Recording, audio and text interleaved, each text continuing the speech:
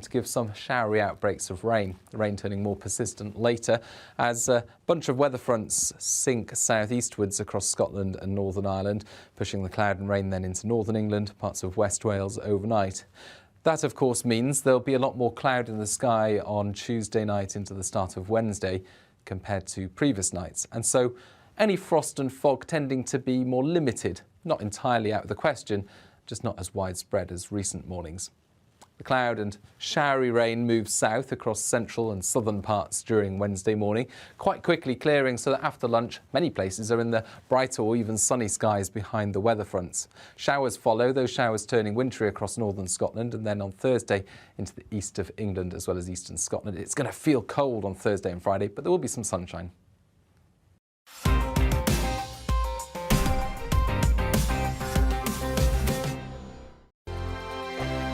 Hello there, I'm Eamonn. And I'm Isabel. And you're watching the GB News digital stream across the United Kingdom. And around the world. If you're here in the UK, you can also watch us on your TV screen. GB News is Freeview channel 236. On Sky, we're channel 515. 626 on Virgin Media. Just remember, you might need to retune your TV to watch the channel. Yeah, and if you are doing that, find out more about retuning by going to gbnews.uk. Join my show Farage, 7 p.m. till 8 p.m. Monday through Thursday. And there you will get opinion, analysis, debate, and I'll cover stories that nobody else dares to touch. And then for the last 15 minutes, talking pints. We're over a drink. We have a civilized conversation with someone. We very often disagree, but we do it in a grown-up way. Come and join me on Farage.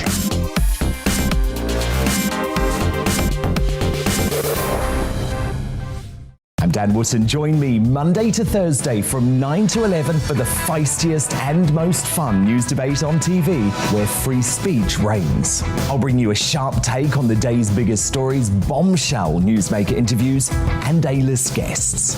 And I guarantee you, no spin, no bias, no censorship, and no reason to go to bed. That's Dan Wootton tonight, Monday to Thursdays from 9 on GB News. Hello there, I'm Eamonn Holmes. And I'm Isabel Webster. And we hope you can join us for Breakfast with Eamonn. And Isabel. You make me laugh out loud, belly laugh. Is that important first thing in the morning? Yeah, absolutely. And there's me trying to be deadly serious. News is a serious business. Yeah, I have to rein you in sometimes. Well, it doesn't stop us laughing at it. It doesn't stop us having an opinion on what's going on. Yeah. And it certainly will not stop us reflecting what you think. Weekdays from 6 to 9:30 on GB News.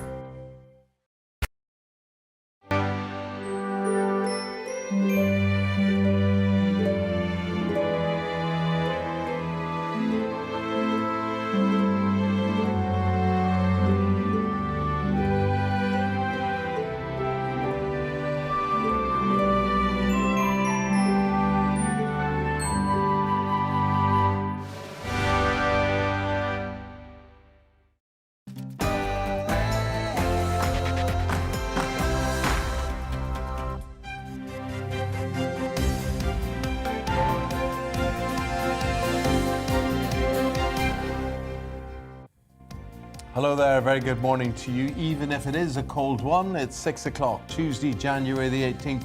You're watching and listening to Breakfast on GB News with Eamonn and Isabel.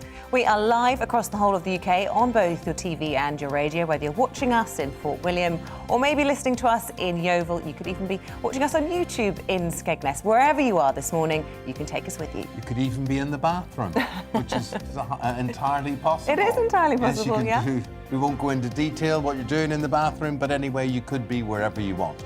Coming up this morning, nightmare numbers for the Prime Minister. Exclusive Partygate polling shows 83% of you think he did break COVID rules during lockdown. We'll look at the results and what this means for Boris Johnson's future. Meanwhile, Dominic Cummings says he'll swear under oath that his former boss is lying to Parliament about the party. So, who do you believe? Plus, this morning, British troops are heading to the Ukraine to stop a possible Russian invasion. So we're asking, are you worried about the increased tensions? OK, those are the topics. Remember, it is your views that make the news. You can join in any of our discussions by emailing gbviews@gbnews.uk, or you can tweet at GBNews.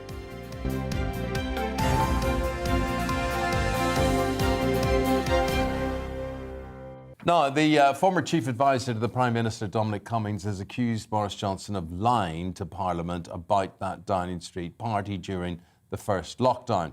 Cummings says he's prepared to swear under oath that he warned the PM not to go ahead with the party and that Boris Johnson needed to get a grip of what Cummings called the madhouse.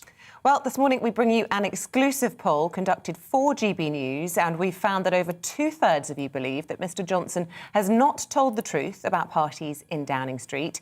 Meanwhile, a massive 83% of Brits believe he has clearly broken the government's own lockdown rules. One other interesting point, we should point this out to you, 44% of you feel no obligation to follow any further lockdown restrictions if they were introduced. Well, of course, that's the big worry in all of this, isn't it? Is whether or not the authority of the Prime Minister has been undermined and whether or not it is tenable for him to carry on as Prime Minister. We've been asking you to give your reaction because we've posted the findings of our poll on social media already this morning. Wooly Brune has messaged to say, I'm confused. Boris is just being Boris. This is all consistent with what we knew about him before the last election. There is no new pattern of behaviour here. You got what you voted for. Do you know who Willie Brune is? I don't. The Brunes in the Sunday Post newspaper, which is published in Scotland.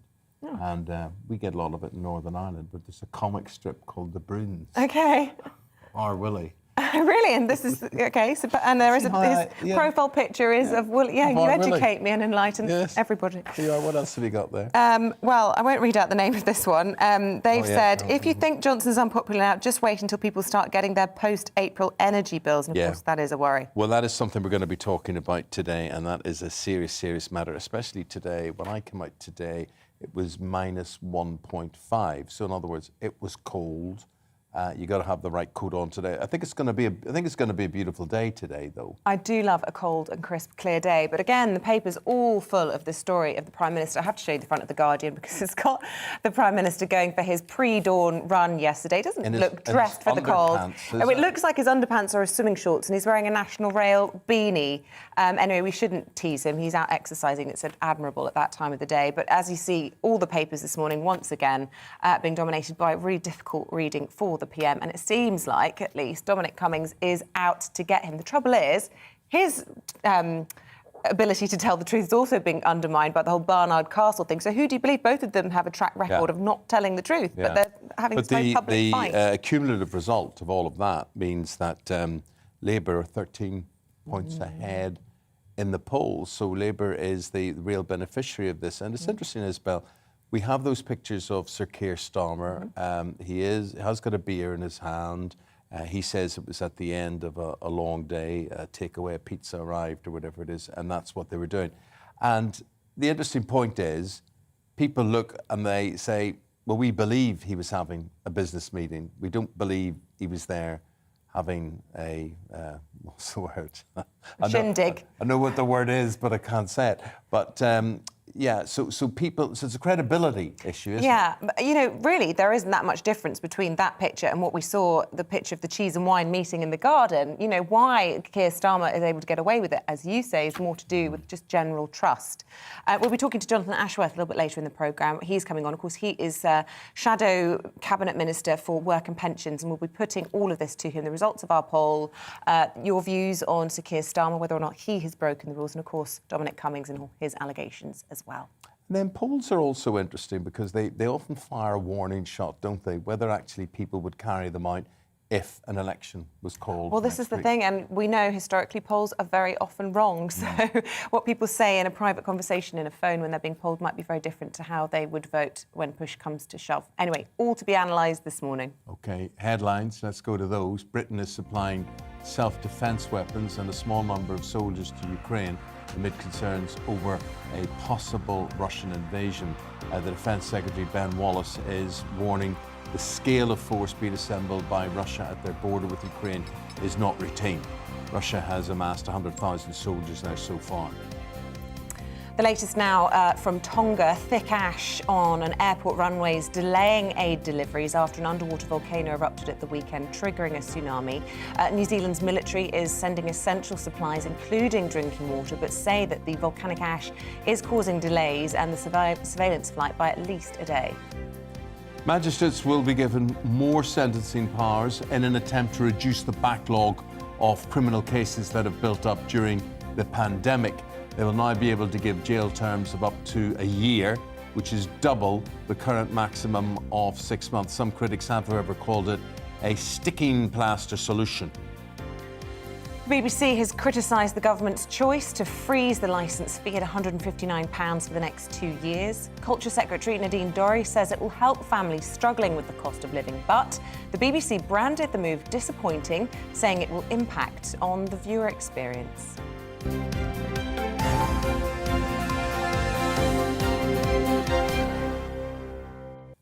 Bit of a feeble excuse, isn't it, to say that, you know, saving you 20 quid is going to make everything okay in the cost of living struggle. Well, quite, and it's a particular target, actually, of group people that would benefit from that, you know, if it wasn't happening.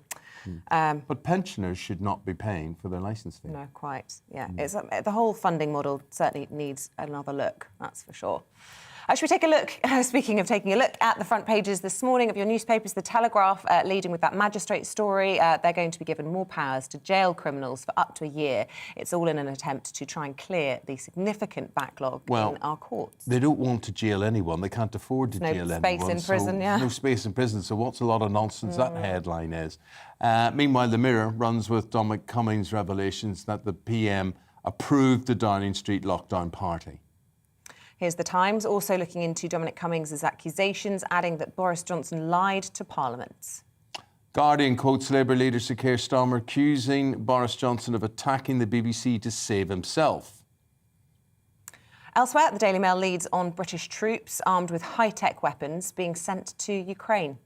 And Meghan's complaining again, front page there. Military tackling channel crossings will aid people smugglers. That's according to The Independent. The Eye says the Tories have fallen 13 points behind in the polls due to scandals in number 10. Now here's The Express.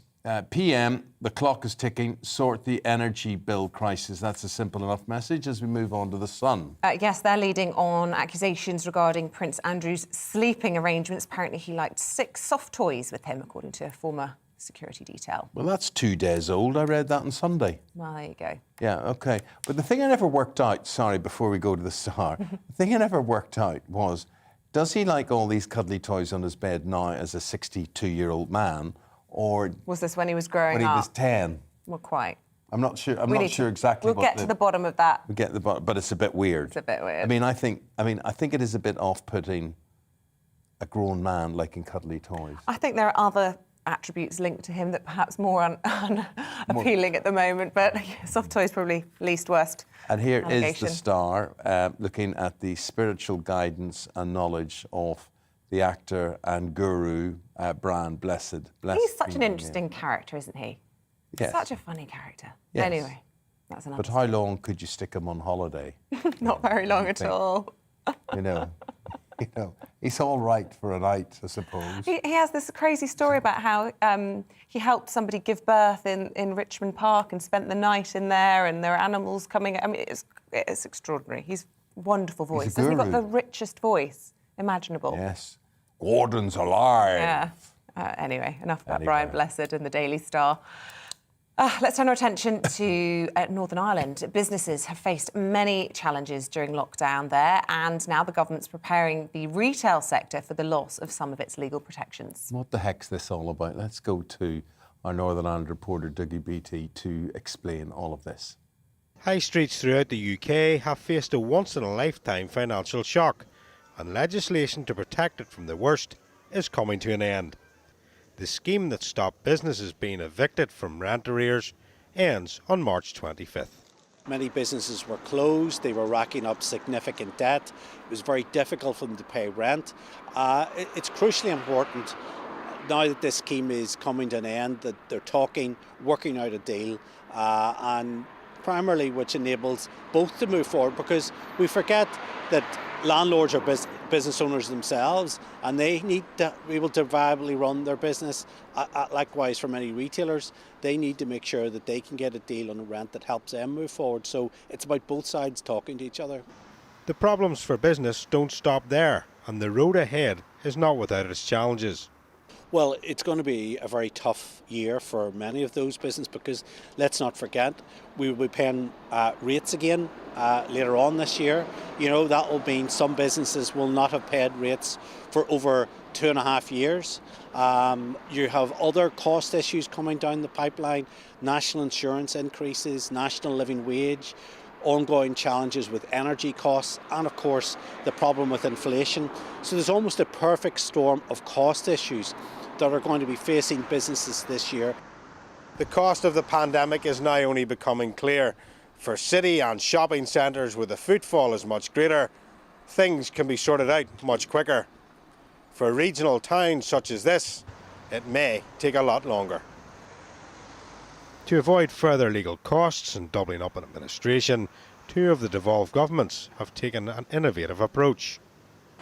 Well, as I understand it, in England they're legislating for mandatory arbitration, whereas Northern Ireland and Scotland have decided not to go down that route. They're leaving it to businesses to decide if they want to go to arbitration or not in the case of any disputes. And it seems to us, certainly in Northern Ireland, that seems to be a good solution. Particularly here, we find that actually there aren't very many large landlords. Most of the landlords here are actually small businesses themselves, quite often with large businesses as their clients. So actually I think that the route we're going down is probably quite a sensible way of making sure we've got good, reasonable discussions going on between landlord and tenant. Commerce always comes with risk, and with the upcoming elections and the ongoing pandemic, can our high streets actually recover? I think there's a sense that we may just have turned the corner with coronavirus and people are learning how to live with it, and that we also have a lot of protection against it. So businesses looking quite cautiously optimistic at the future, but as against that backdrop we have to have political stability. Wherever we find it, here at Stormont or anywhere else in the UK, business always likes to have stability, because it's against that backdrop that it can then look to the future and invest. Dougie Beattie, GB News on the high streets of Northern Ireland. Good man, Dougie. Recognise them all. Now, Yeah, that was round where your home that's is in Northern absolutely Ireland. correct, yes. Nice. Amazon customers can rejoice as online retailers reverse its decision to ban Visa card payments on its site. Right, give me that again. Why? So they are accepting Visa. They are. After a bit of a standoff, they've had some negotiations behind the scenes. Obviously, everybody's now happy, and we'll get all the analysis of it from Michael Wilson after the break. But first of all, here's your forecast. Hello, good morning. It's cold out there this morning, a widespread frost and some dense fog patches to watch out for. It'll be bright once those fog patches clear, but it will turn cloudier by the afternoon, certainly compared to yesterday's sunshine. High pressure still in control of our weather, so it's keeping things settled and mostly dry for the time being, but these weather fronts will introduce thicker cloud and some rain later in the day. Already a cloudier start for northern and western Scotland, parts of Northern Ireland. Frost and fog more limited here, but widely elsewhere.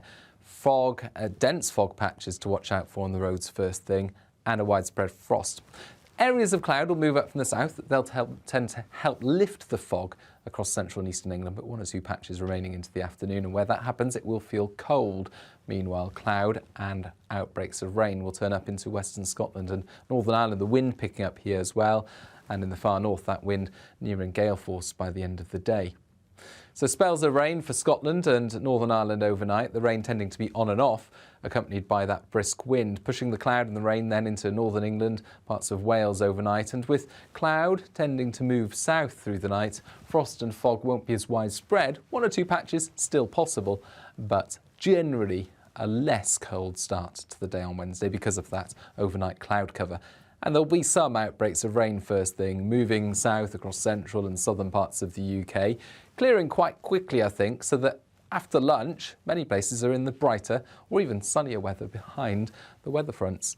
But a strong and cold wind will blow on Wednesday, and that will make it feel quite bitter, particularly northern and eastern coasts. And it will also bring some wintry showers, particularly, again, northern and eastern coasts on Thursday. Otherwise, plenty of sunshine away from those coasts, but it will feel cold in the wind on Thursday. Less cold on Friday, plenty more dry weather.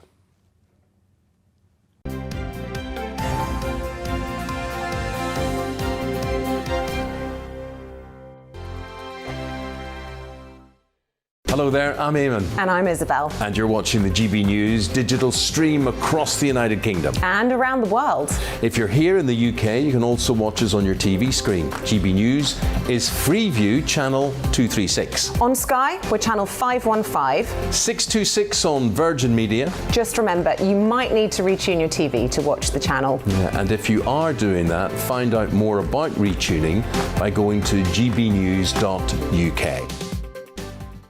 Join my show Farage, 7 p.m. till 8 p.m. Monday through Thursday. And there you will get opinion, analysis, debate, and I'll cover stories that nobody else dares to touch.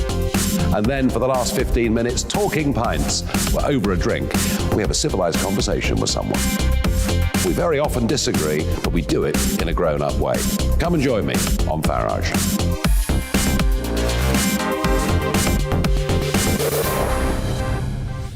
I'm Dan Wootton. Join me Monday to Thursday from 9 to 11 for the feistiest and most fun news debate on TV, where free speech reigns. I'll bring you a sharp take on the day's biggest stories, bombshell newsmaker interviews, and A-list guests. And I guarantee you, no spin, no bias, no censorship, and no reason to go to bed. That's Dan Wootton tonight, Monday to Thursdays from 9 on GB News. Hello there, I'm Eamonn Holmes. And I'm Isabel Webster. And we hope you can join us for Breakfast with Eamonn. And Isabel. You make me laugh out loud, belly laugh. Is that important first thing in the morning? Yeah, absolutely. And there's me trying to be deadly serious. News is a serious business. Yeah, I have to rein you in sometimes. Well, it doesn't stop us laughing at it. It doesn't stop us having an opinion on what's going on. Yeah. And it certainly will not stop us reflecting what you think. Weekdays from 6 to 9:30 on GB News.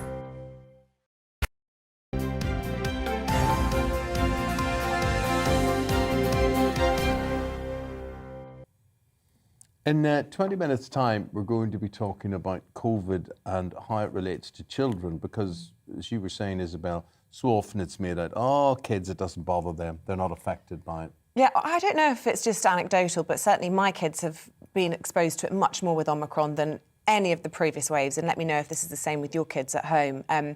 In the local schools where we live, it's just running through. There's 16 cases, for example, in my little boy's year of only 60. So it's over a quarter of the class out at the moment. And yeah, it's affecting their smell and their taste and apparently causing lots of problems with kids not really enjoying their food anymore. Yeah. So this is what we're going to take on in 20 minutes because is Omicron turning children into fussy eaters? And it could be because they get a condition called parosmia, which is a disorder where people experience strange and often unpleasant smell distortions. What that means is something like chocolate could smell like petrol, for instance. I mean, completely weird and strange thing. So instead of something smelling like, a mandarin orange, it could smell like rotting cabbage or whatever. It's a complete distortion. So, but it's quite real. Yeah. It's quite real. I lost my sense of smell when I got COVID the first time round, and the only way it came back was when I got my first vaccine, which was 14 months later. Now, of course, little ones aren't getting vaccinated, so will they ever get their sense of smell or taste back? Really unknown world that we're living in. We want you to tweet us at GB News if you've got an experience in this, if you've got a solution to this, you've got a tale to tell on that. We will reflect that in 20 minutes' time. Joining us now to discuss the stories that will make a difference to the pound in your pocket is the business and finance broadcaster, friend of the channel, Mr. Michael Wilson. Michael, good morning to you. Do us a favour, as a friend of the channel, just your glasses look a bit wonky this morning. You're rocking them, but they just look a bit wonky. Can I just... No, it's my head. It's my head. It's not my glasses, really. I think my head is the problem. Right then. Yeah, Visa. My friend, you see this visa situation, everybody had a big scare. Amazon was saying, well, don't bother paying us by Visa because we'll reject it. Now they're saying things are okay. What would be behind that? Well, it's a real, as Isabel was saying earlier, this is a big sort of corporate game of cat and mouse, really. It's corporate chicken. Basically, both companies need each other. Did you know, for example, I didn't know this, that 90% of shoppers actually use Amazon at one time or another. The problem was that Amazon were charging Visa Visa were charging Amazon a high cost for the use of their credit cards. Now, it wasn't about debit cards, just about credit cards. So what we're gradually seeing here is that these two behemoths are actually reaching some sort of agreement. They're just on the edge of it. It was sort of hinted at yesterday.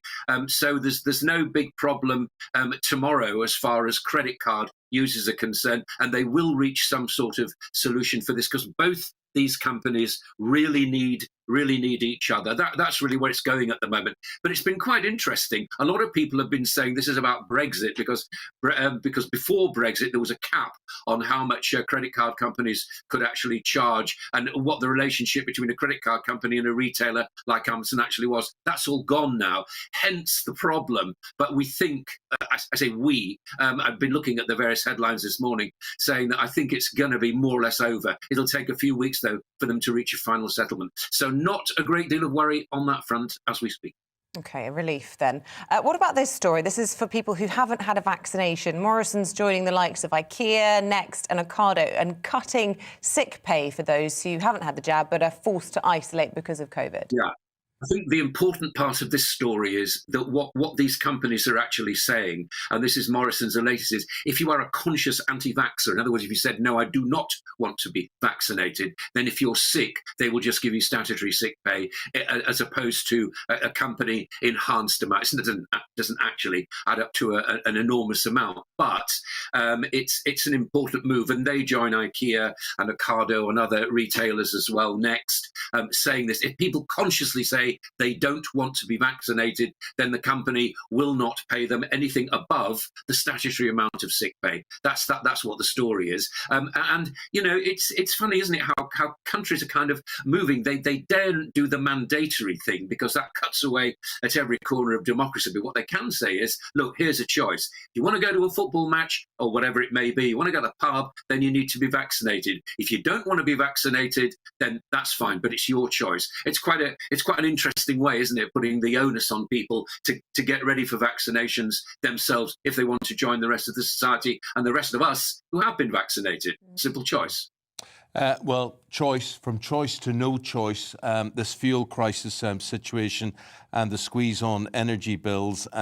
We're hearing now, and this is something we're going to be talking about later in the programme, the charity, the Joseph Rowntree Foundation, really worried about the effect that energy price increases are going to have on the poorest adults in the country.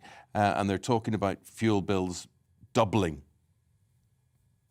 Well, it may be even more. I mean, I would put, if I were you, if I may say so, put to the Joseph Rowntree Foundation the latest news from the Ukraine border, which is going to put energy prices, I think, even higher, quite honestly. So what the government is doing in its sort of trying to retain its sort of authority, if you like, is to help the energy business. And what's being proposed at the moment is the fact that the government will lend money on cheaper loans to energy companies to try to assuage some of these rises. But the downside of the energy companies is that they will have to pay it back when prices actually come down. But we are looking at enormous spikes in energy costs. And what the Joseph Rowntree Foundation is actually saying is quite right, isn't it? That lower income families pay a much larger proportion, up to 40 to 50% of their income on energy costs just to keep warm. And it's even worse if you are a single person living on your own, just with the one income, and you're not up to that level of average income as far as the UK is concerned. You're paying a big chunk of your disposable income on just trying to keep warm. And we've had this ludicrous thing, haven't we, from energy companies saying, you know, eat porridge, have hula contests, hug a pet and all this kind of stuff. I mean, probably all, you know, the kind of thing that your grandmother would have said to you. But, you know, in the context of these bigger concerns, energy companies should not be stooping to these kind of levels. They should be engaging in grown-up, proper discussions with government and vice versa about how to get over this spike. But Michael, if we did all wrap up warmer, you know, throw a shawl around our shoulders and put on 2 pairs of socks and whatever, and we stopped using less energy, would the prices fall? No, they wouldn't. But what the idea is we'd become less personally reliant on the energy markets. No, the prices are not. They're decided, you know, it's all down to geopolitical concerns, basically. There are much bigger movements at stake. I mean, you're absolutely right. It wouldn't affect the prices themselves. It would just maybe affect how much of it we actually use. And I mean, there are lots of hints about this. You know, you can look at turning your thermostat down. You can look at the amount of heat that escapes through windows and so on. I mean, we live in an old place here, and I was reading something over the weekend about sticking a cushion up the chimney, you know, which is provided there's not a fire underneath, obviously, because a lot of stuff just escapes. We do not actually in this country have very energy efficient accommodation, unfortunately. Yeah, and we also now have to use air conditioning in the summer because it's been getting exceptionally hot, hasn't it? And we use energy in the summer when it was traditionally a period when we had lower energy bills. I just wanted to ask you, whilst we're talking about cost of living, because of course the BBC's been in the headlines the last couple of days, the Culture Secretary Nadine Dorries using it as a kind of argument to try and help with that crisis on the cost of living. Do you buy that argument? No, I don't. I'm with Eamonn on this. I don't see how it makes the slightest bit of difference. A couple of quid, or is it £10 a month, or whatever it may be. A personal opinion is I think they pay a lot of their performers and people like us, newsreaders and the rest, far too much money. But that's a personal kind of view. I think it really needs to be up to date and to get into competition with the kind of streaming services that people actually want. If you want to watch the BBC, that's fine. If you want to pay for it, if you don't, then you shouldn't. Simple as that. Yeah. BBC pays competitive rates, though, for the talent, don't they? What they would get elsewhere, and that's how they've always defended it, is that they wouldn't be able to attract the best in the business if they didn't pay them that. But anyway, that's a whole other debate. Lovely to get your thoughts this morning, and we'll catch up with you again, I'm sure, a little bit later on. Thank you. Michael Wilson, the man with the most even ears in the business. Yeah, and the most guitars. Every time we speak to him, more guitars appear. Musical man. He's the boy. He is the man. Actually, I have to say, a few tweets have been complaining about your wonky glasses this morning. So either it's not. Is it my wonky glass or my wonky? I think what the Let's point have a look. is. Look at me. No. I've got an earpiece, which I have to listen to the myriad of instructions that are given to that you ignore. in my, so wait a minute. You're right. Wait a minute. That side is high, isn't it? I can't see. Look at me. Yeah. Oh yeah, it's gone a bit squiffy that way. Oh, for goodness. It's all right, we'll sort it in the break. We're going to take a break now. After that, we're going to be looking into why children, as we were saying earlier, are getting fussier with their food. Have you been an experience of this with tricky children? Could it be something to do with COVID and it ripping through the schools at the moment? But we've got the newspapers. We're back with those, and we'll be giving them to you right after this short break.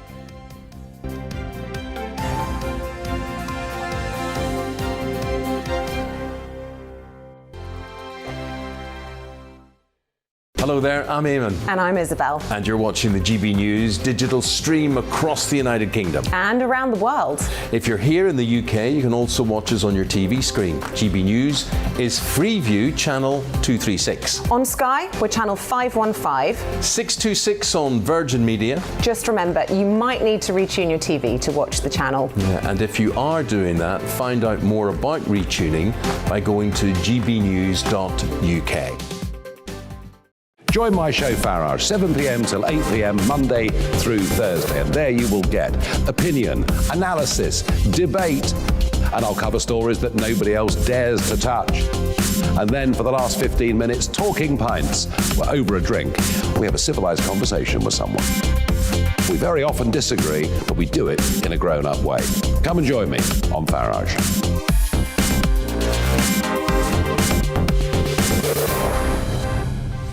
I'm Dan Wootton. Join me Monday to Thursday from 9 to 11 for the feistiest and most fun news debate on TV, where free speech reigns. I'll bring you a sharp take on the day's biggest stories, bombshell newsmaker interviews, and A-list guests.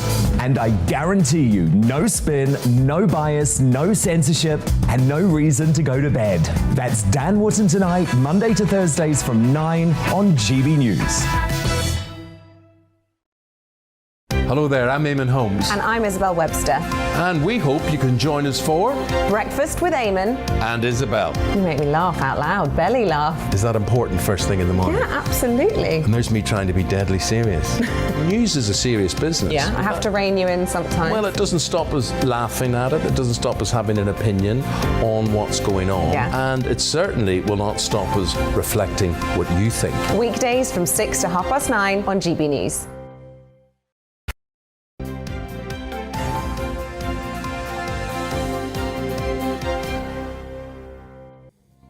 6:31 is the time. Headlines are these. An exclusive GB News poll reveals over 2/3 of you believe Boris Johnson has not told the truth about parties in Downing Street. 83% of people also believe the PM has clearly broken government's own lockdown rules. It comes after Dominic Cummings accused the Prime Minister of lying to Parliament over the gatherings. The Home Secretary has warned MPs to be on guard against the threat of further interference by foreign states after a suspected Chinese agent targeted Parliament. Last week, MI5 revealed that Christine Lee, a prominent London-based solicitor, was working covertly on behalf of the Chinese government to further its interests. The funeral of primary school teacher Aisling Murphy, who was killed while running along the Grand Canal in Tullamore in Ireland, takes place later today. Irish police have renewed their appeal for information and say significant progress has been made in the murder investigation. 18-year-old Marnie Clayton, who was reported missing at the weekend, has been found safe and well. She was last seen leaving a nightclub in Windsor on Sunday. Police have arrested a 21-year-old man from Reading who remains in custody. Pollution from plastics is a global emergency in need of a robust UN treaty. A report by the Environmental Investigation Agency says the threat of plastic pollution is almost equivalent to that of climate change.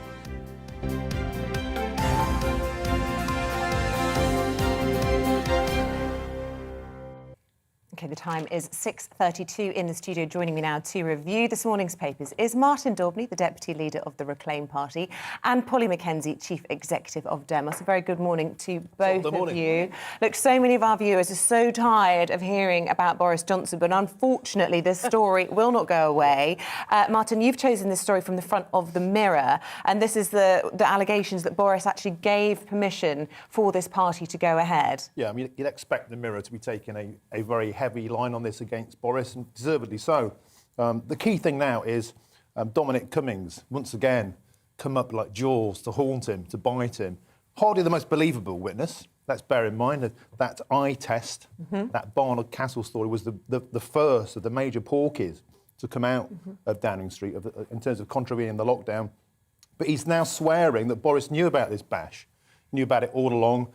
His personal private secretary, Martin Reynolds, advised him to not attend.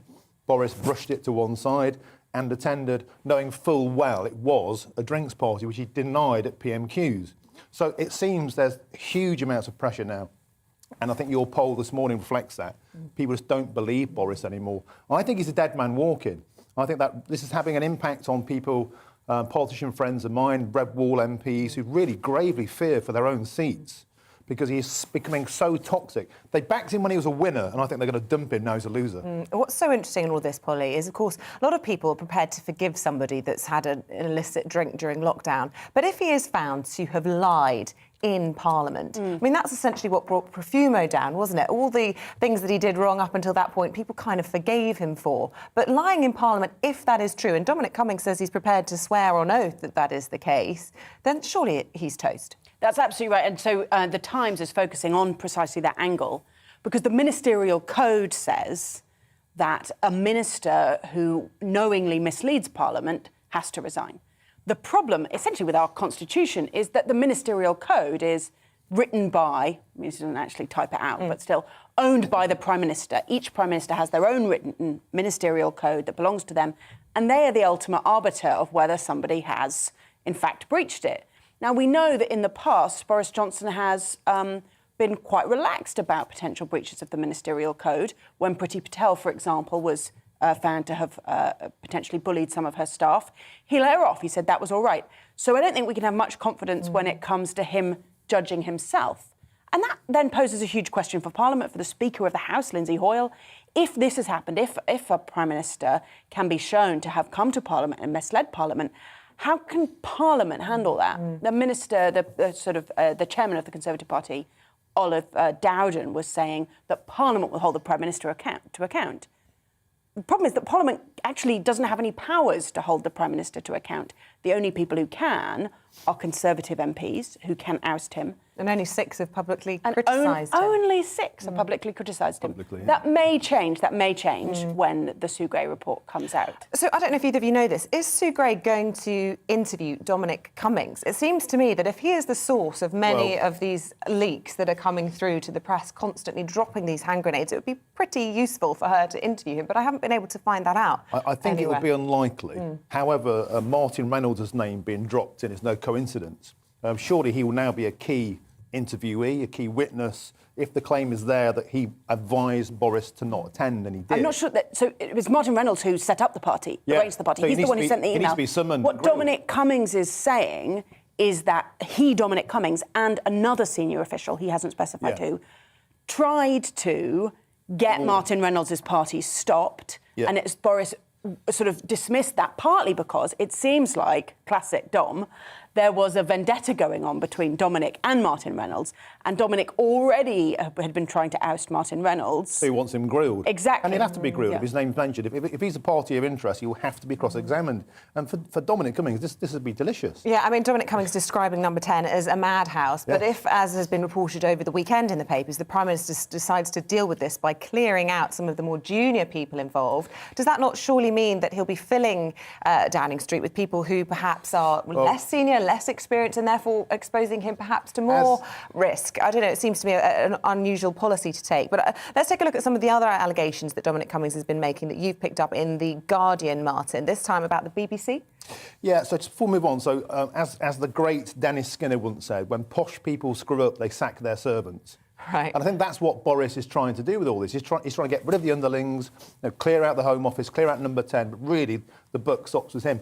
So the BBC story, I wanted to focus on that. It was on the earlier edition of The Guardian. Right. But there's this allegation, which I think has some justification, that the BBC story scrapping the licence fee or freezing it was thrown out there in the weekend's papers to distract from this classic dead cat journalism. They're doing it again. There was always going to be an announcement this week on whether or not they were going to freeze the licence fee, and I think they just brought that forward at the weekend in a tweet by Nadine. It's all about the timing. It's designed to distract, and I think I'm actually in favour of freezing or actually scrapping the BBC licence fee. I think it should be subscription only and let the market decide. And certainly when you look at some of the salaries of some of the top paid BBC presenters, I think it's grotesque and it's kind of it just can't be justified.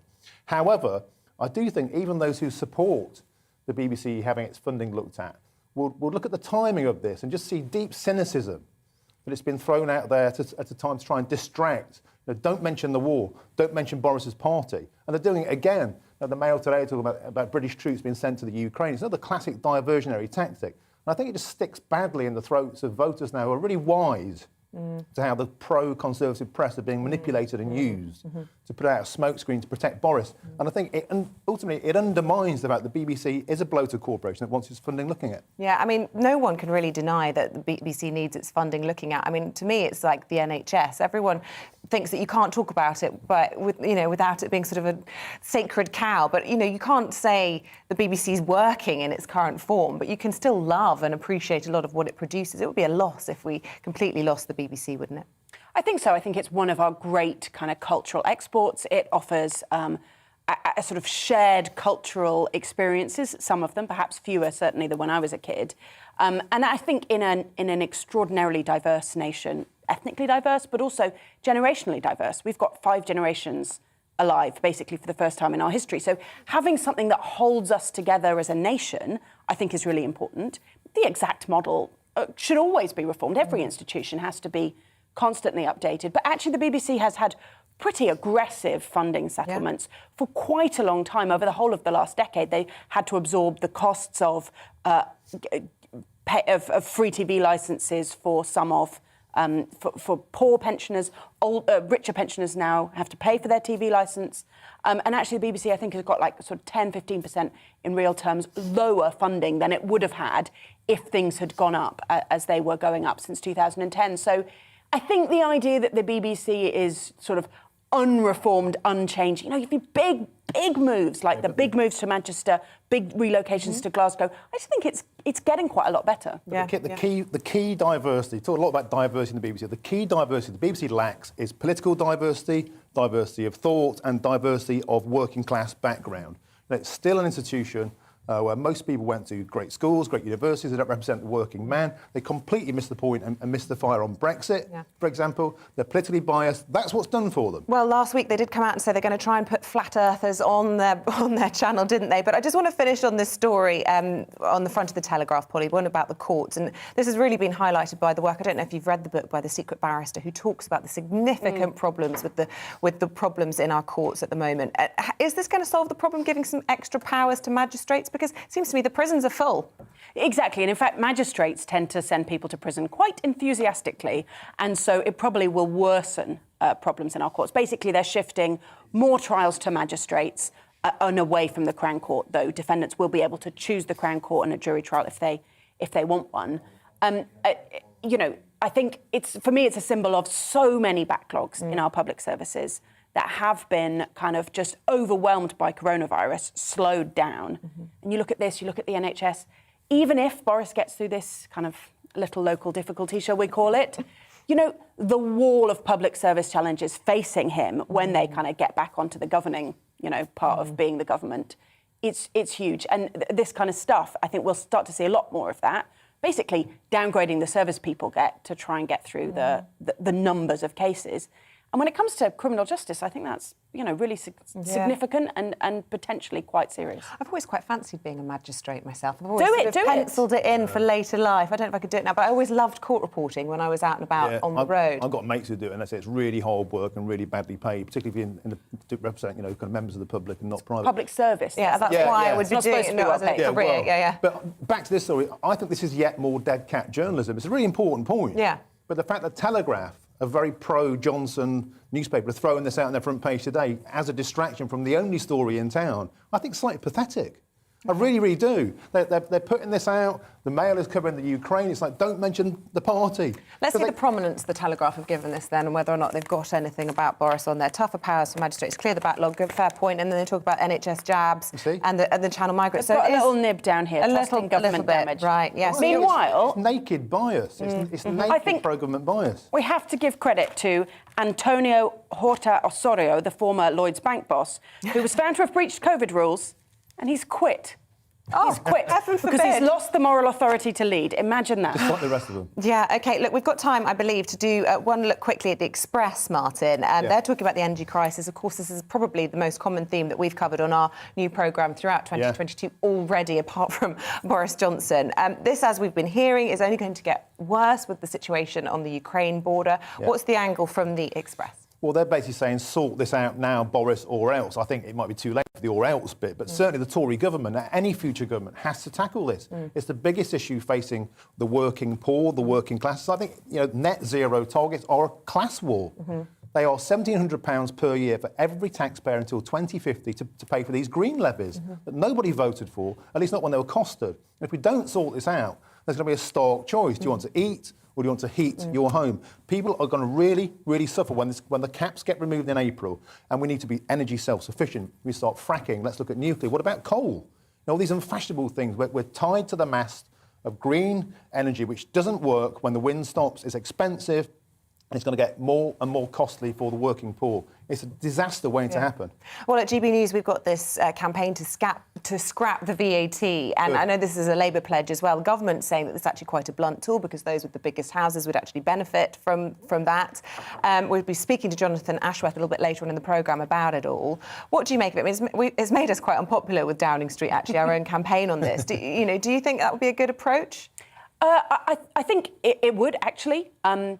You know, people who care about tackling climate change, you know, worry about this discourse which has turned into a bit of a kind of like anti-environmentalist thing. But actually, energy prices shouldn't be kind of really, really low because then people don't have the incentive to be more energy efficient. But energy prices are so high, there's just no question. Everybody in the country has a huge incentive to reduce their carbon emissions at the moment. And doing something about price to help people makes sense to me. Just on those green levies, though, actually what they are going on is insulating our homes. And you have to remember that Britain does not have high energy prices. We have high energy bills, and it's because our homes are badly absolutely insulated. rubbish. It's My husband because grew the up in unit cost of Canada. energy is sky high because we have to import it's it not all. actually. It is. It's energy. Insulation is a big problem. Our energy prices are comparable with most other countries. Our energy bills are much higher. But they've just trebled. Yes, of course, as they have Because we're elsewhere. reliant on Ukraine But and we Russia. suffer more than that than they do in countries like Sweden or Canada, where it hits -20, -30, because our homes are not properly insulated. We have to fix something which we've been doing wrong for decades and decades. And actually, if you invest through people's bills... Who's going to pay for that? Well, you pay for it through people's bills, which is quite efficient. You could alternatively take them off bills and do it through general taxation. I'm frankly relatively relaxed about that. But those subsidies that are in the bills also pay for the eco scheme, which and they pay for the warm homes discount, which actually reduces the costs for people on the lowest incomes. So I think we have to be really careful and not start making stuff up about some of those. OK, well, we have to leave it there. Polly Mackenzie from Demos, Martin Daubney from the Reclaim Party. Good to have you both on. I know you're both back on in an hour. You can continue that fierce debate, but over to Eamonn now. To medical matters now and the after effects of COVID, because it may be turning children into fussy eaters. Experts on taste and smell say children could be suffering from parosmia, where smells become distorted. I was giving you examples earlier. Chocolate may smell like petrol to them, or someone may smell rotting cabbage instead of sniffing a lemon, say, for instance. Here's Sarah Oakley. Sarah is the executive director from the smell support charity Absent, and beside her, Ben Allgate, whose sense of smell has been impacted by COVID. You're both fascinating and welcome to the programme. Sarah, I'm just really surprised there is such a thing as a smell support charity. Why and what do you do? Yeah, well, smell is one of our primary senses. It's how we connect with the world. When you lose that smell, you lose that connection with the world. It's really distressing. It can affect people in what they eat, in their mental health, and the way that they connect with others, their social settings. So, yeah, it's a devastating loss when it happens to you. Sarah, I have to say, when it happened to me, the taste and smell thing with COVID, it was not pleasant. You described it absolutely right. There is a detachment from your world. The world doesn't seem complete. It isn't the world that you knew. It may sound minor in comparison to other things that you can contract with COVID. But then we come to you, Ben, and when you got COVID, what is the lasting effect for you? What happened to you? Well, I got COVID back in September, lost my taste and smell completely. And then around the kind of beginning of November, I started to get a burning smell all the time. And that was constant. And then after that, I started to find that things like meat and stuff like that and food had a chemical sort of smell taste to it. And that's continued. Aftershave, deodorant, my wife's perfume. It all smells of a chemical smell constantly. I can't really anything with onions or garlic or anything like that in it because they trigger the parosmia quite badly. And it's around all the time. Yeah, scary, not pleasant at all. Sarah, I'm just reading an explanation here because this parosmia, I'm not saying it right, I'm sure, but it's thought to be a product of having less smell receptors, which leads to you only being able to pick up some of the components in a smell mixture. So what Ben is saying there, am I right in reading, if there was a chemical in his food compound, he would be picking that up and not something else, or is he imagining this? What is actually happening in Ben's brain? Yeah, but this is a chemical reaction. So what happens with parosmia is that you have had your sense of smell that attacked high up in the nose by a virus. COVID-19 is particularly good at this. And it's destroyed some of those sensory neurons that carry the signals to our brain. And those neurons, fortunately, are designed to grow back. But while they're growing back, things are a bit muddled. And they think that maybe different sorts of receptors grow back at different rates, which is why you get this strange imbalance in what you're smelling. So if you start to smell a trigger odour, and we think that there are some sulfur compounds and some nitrogen compounds, which are commonly found in all sorts of foods, from coffee to garlic to chocolate, those kind of odour molecules are just distorted in the way that they're reaching the brain. Right. And the brain says, I don't recognise this. We can sit here and we can explain that to Ben, and Ben, I'm sure, will be able to process that and say, right, I'm sort of understanding the logic here of what's happening to me. But Sarah, what I'm going to say is, how do you then explain that to a 5-year-old? Yeah, I think you just say that your nose is poorly, but it will get better. But it's going to make things taste very different while it's getting better. And the difficult thing with parosmia is it changes as well from week to week. So something that you found safe last week could be very different next week. Yeah. Ben, I don't know how long this is going to last for you, but you're not alone. They reckon there's about 250,000 adults in the country going through what you're going through. What would you say, or how would you share your experience with those people?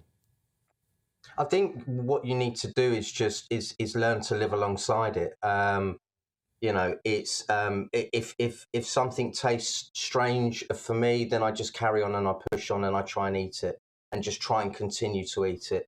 Because I go on the forums and I see some stories of people that have got themselves into real states. There are people that have been hospitalised because of lack of malnutrition.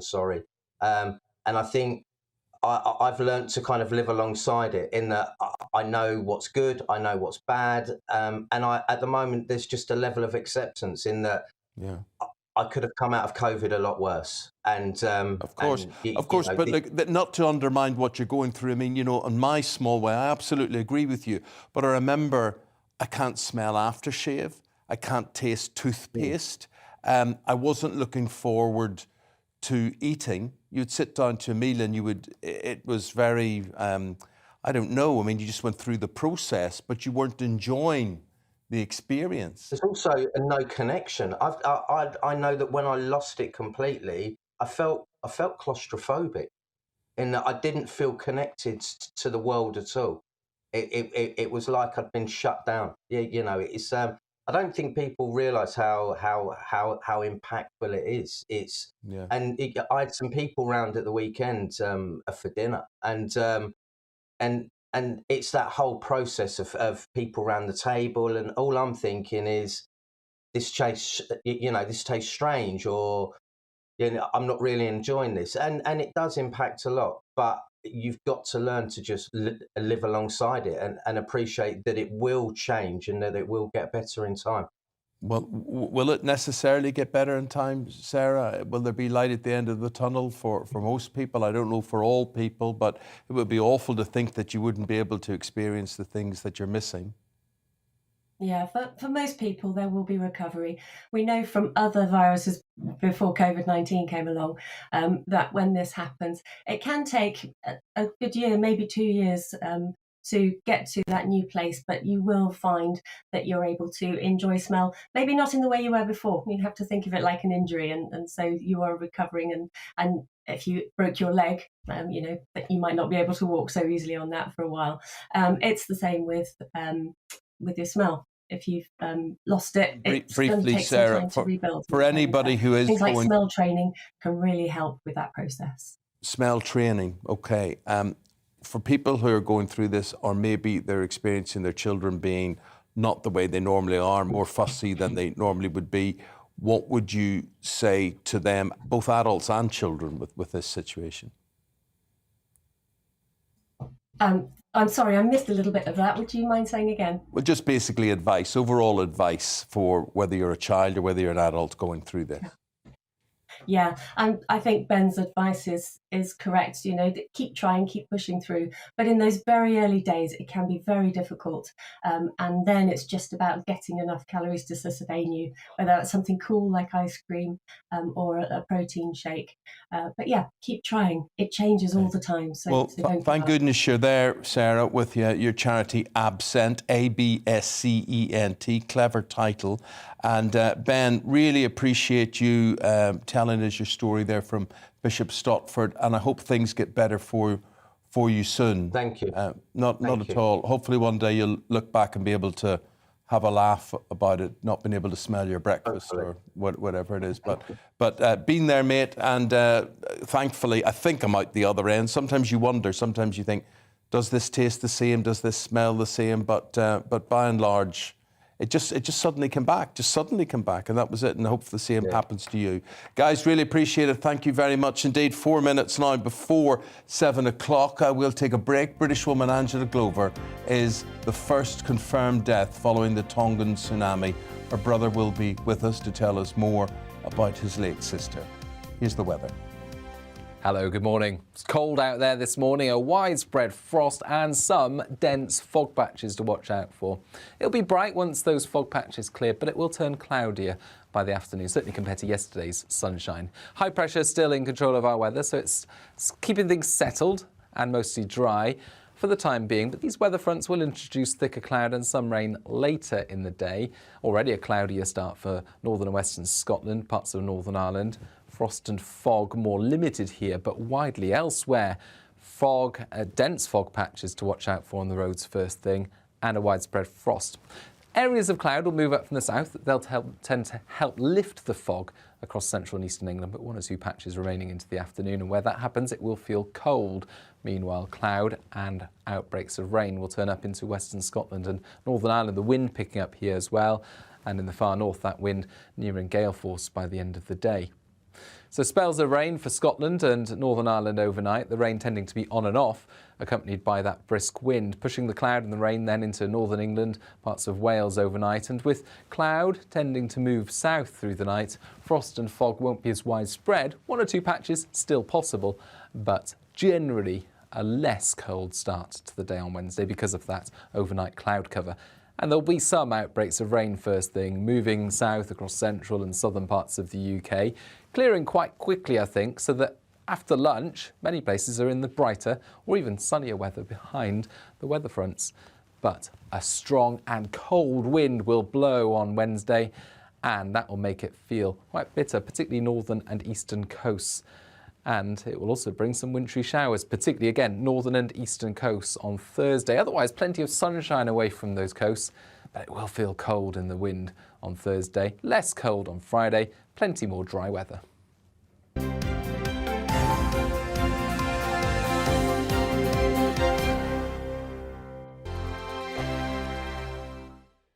Hello there, I'm Eamonn. And I'm Isabel. And you're watching the GB News digital stream across the United Kingdom. And around the world. If you're here in the UK, you can also watch us on your TV screen. GB News is Freeview channel 236. On Sky, we're channel 515. 626 on Virgin Media. Just remember, you might need to retune your TV to watch the channel. Yeah, and if you are doing that, find out more about retuning by going to gbnews.uk.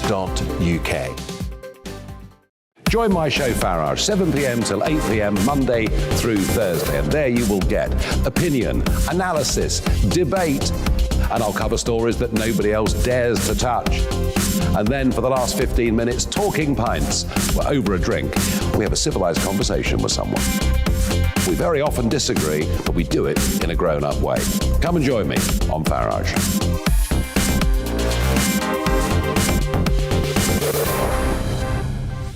I'm Dan Wootton. Join me Monday to Thursday from 9 to 11 for the feistiest and most fun news debate on TV, where free speech reigns. I'll bring you a sharp take on the day's biggest stories, bombshell newsmaker interviews, and A-list guests. And I guarantee you, no spin, no bias, no censorship, and no reason to go to bed. That's Dan Wootton tonight, Monday to Thursdays from 9 on GB News.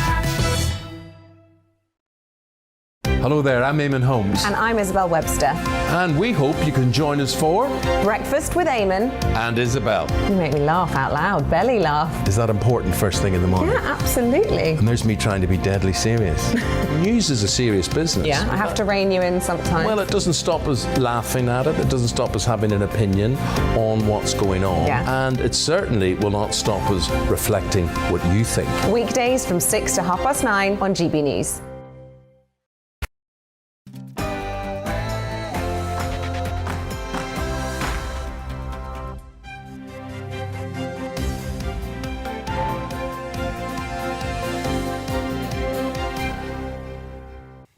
It's 7:01. Hello there. Good morning to you, wherever you're watching or listening. January the 18th, breakfast on GB News with Eamonn and Isabel. We are live across the whole of the UK on both your TV and your radio. So whether you're watching us in maybe Lisbon or perhaps listening to us in Dundee, or maybe you're just watching us on YouTube in Newton Abbot. I've been to Newton Abbot. Yeah. Yes.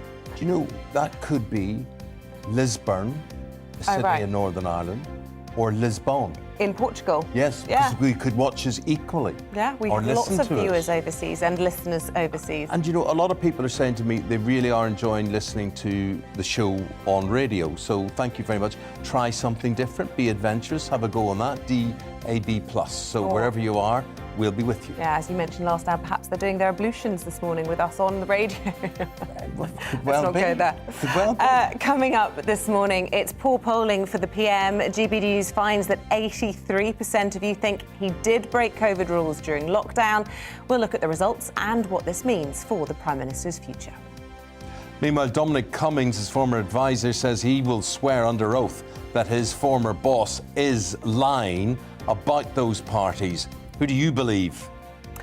Remembering a British charity worker, the brother of a woman who lost her life after being swept away by a tsunami in Tonga, will be joining us in a few moments. And you can join any of the discussions by emailing gbviews@gbnews.uk, or you can tweet @gbnews.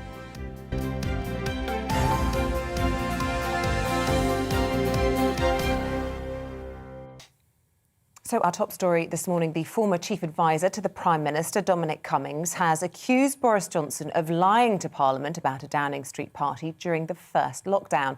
Cummings says he's prepared to swear under oath that he warned the PM not to go ahead with the party and that he needed to get a grip of the madhouse. See, isn't the trouble about that? It's like pot calling kettle black. Yeah, I mean, he has been questioned for his integrity and truth-telling, hasn't he, over the whole eye test Barnard Castle debacle. Which one do you believe? Perhaps neither of them. Let's take a look at our exclusive poll for GB News. So we went out and about there asking people what they thought, and over 2/3 of you believe that Mr Johnson has not told the truth about those parties. Yeah, meanwhile, a massive 83% of Brits believe he has clearly broken the government's own lockdown rules. One other interesting part of this, 44% of you feel no obligation to follow any further lockdown restrictions as a result of all of this. So that's how damaging this is. I mean, they were talking about that situation in Australia with Djokovic and not letting him play tennis because it would just set a bad example and people wouldn't know where they stood as regards rules. And it appears that is exactly what is happening as a result of these parties. And there was a noticeable drop-off in people following the rules after the Barnard Castle debacle due to Cummings. So, as you say, pot, kettle black, it is just a bit of a mess, isn't it? We've been asking you what you think of our poll this morning. Davey says, I think it's telling that most of the other political leaders are keeping quiet about the drinks at number 10. You see, I think that's because everybody, you know, however innocent or however deliberate, they look into their heart and their soul and they say, oh, maybe I infringed, maybe I did this. But the difference is you didn't set the rules. You weren't lecturing to everybody else. You weren't dictating what everybody else's life should be. So I think it is absolutely a different situation. That being said, Keir Starmer didn't oppose the rules during the first lockdown. In fact, that was their policy, was to be supportive because it was a time of crisis. And of course, he's been heavily criticised because he's been photographed, and hopefully we can bring you that picture, drinking a beer and having a takeaway at 10 o'clock at night indoors. He has argued that this was a pause from work, but lots of people questioning, how is that different from Boris Johnson having cheese and wine and a meeting outside? I'll tell you how it's different. it depends how you perceive people. And I mean, this is not a political statement. This is just basically if you see someone, you make up their mind. I reckon Keir Starmer is really too boring to have had. That's his best defence, probably. I absolutely think so. So I look at this and I think, I believe that that is at the end of a long working day. You know, what do I know? But I mean, my impression is, and there he is, and someone says, you fancy a slice of pizza? Here, there's a beer in the cupboard. Do you want one of those? Wouldn't mind if I do. That's fine. And I sort of believe that. Now, I may be naive, I may be right, I may be wrong, but I would say a lot of people look at Keir Starmer and they say they couldn't really see him dancing on the table, could they? Well, exactly. And I think also people look at his past career. He was head of the Crown Prosecution Service. I can't think of an instant where he's been proven to have lied. Yes. Can't say the same for Boris Johnson. Yeah. Hence why I think he's been treated a little bit differently. Martin says... That's us just being amateur psychologists. Let's see what you guys think about this. Martin England said, Keir Starmer broke the rules. The media let him get away with it. At the end of the day, Boris had a drink, same as Starmer. Where is the same outrage? Media hypocrisy. Well, I think we just addressed that. This one from King of Durham. Starmer doing exactly the same. We need to see the big picture and understand these last 2 years have been a totalitarian disaster. We must never allow it to happen again. Well, that, I'm sure, lots of people will agree with. 6 minutes past 7. Hello, good morning to you. The body of a British woman who was swept away by the Tongan tsunami has been found by her husband. Yeah, 50-year-old Angela Glover tragically died whilst trying to rescue her beloved pet dogs from the waves. Yeah, and they weren't just pet dogs, of course. These were rescue dogs because she had set up this sanctuary. She lived in Tonga's capital with her husband, and her husband's called James, and the Tongan Animal Welfare Society is what she runs. Yes, so her brother Nick joins us now, Nick Alaney. Very warm welcome to breakfast this morning to you, Nick. I know that hopefully we can see you in a moment. Are you there? Good morning to you, Nick. Our condolences to you, Nick, because this must be very, very tough for you and such a sad story. Angela seemed like a lovely woman. She was, yeah. She radiated warmth and kindness. She was extremely popular. She's got so many people that have sort of expressed their condolences, people that, that she's worked with in the past, and people that live in Tonga. She was my sister. She came from a large family. She's got 3 brothers and 2 sisters. She was the youngest, and she was loved by all of us. Well, we are so sorry for this tragedy in your family, and I understand that as soon as you heard news of the tsunami, you hopped on a plane to come back to your elderly mother, and it was midway home that you heard confirmation that your sister had lost her life. Yes, it was during the stopover in Dubai. I was received a phone call from my wife, Linda, in Sydney, who told her that James's brother, who lives in Brisbane, Martin, had called her to say that a body had been found, and it was that of Angela's. Yeah. It hasn't been formally identified yet, but I spoke to James last night and can confirm it was her.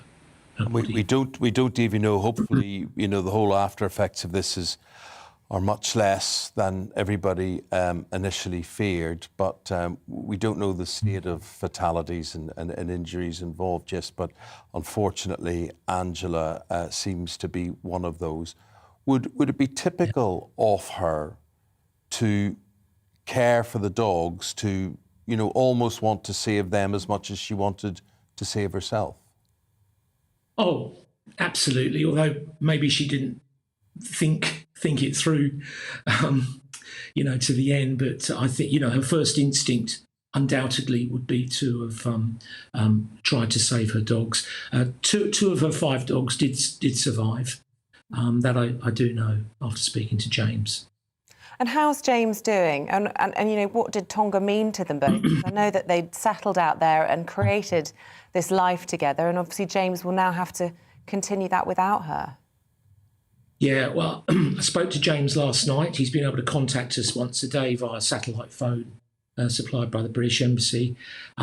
He's obviously just completely shattered by it. He feels incredible guilt. All the human emotions that you would expect someone who has been through a trauma like this to have. They had a lovely life out there, though. And so difficult, Nick, for him, because, of course, he's cut off from the rest of the world during this terrible tragedy and unable to be supported by the likes of you. And indeed, as you say, you've got a big family.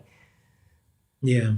Yes, it is. And it's, obviously compounded by COVID, because no one is allowed into and out of Tonga. And that's been the case, since March 2020.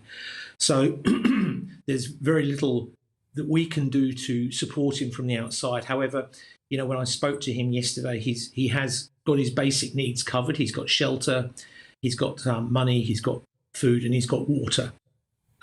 He's being really, really well supported by the British consulate there. And I would like to go on record and express my sincerest thanks to both the consulate in Tonga and also the Foreign Office in London, who have been absolutely wonderful in supporting and helping our family during this time.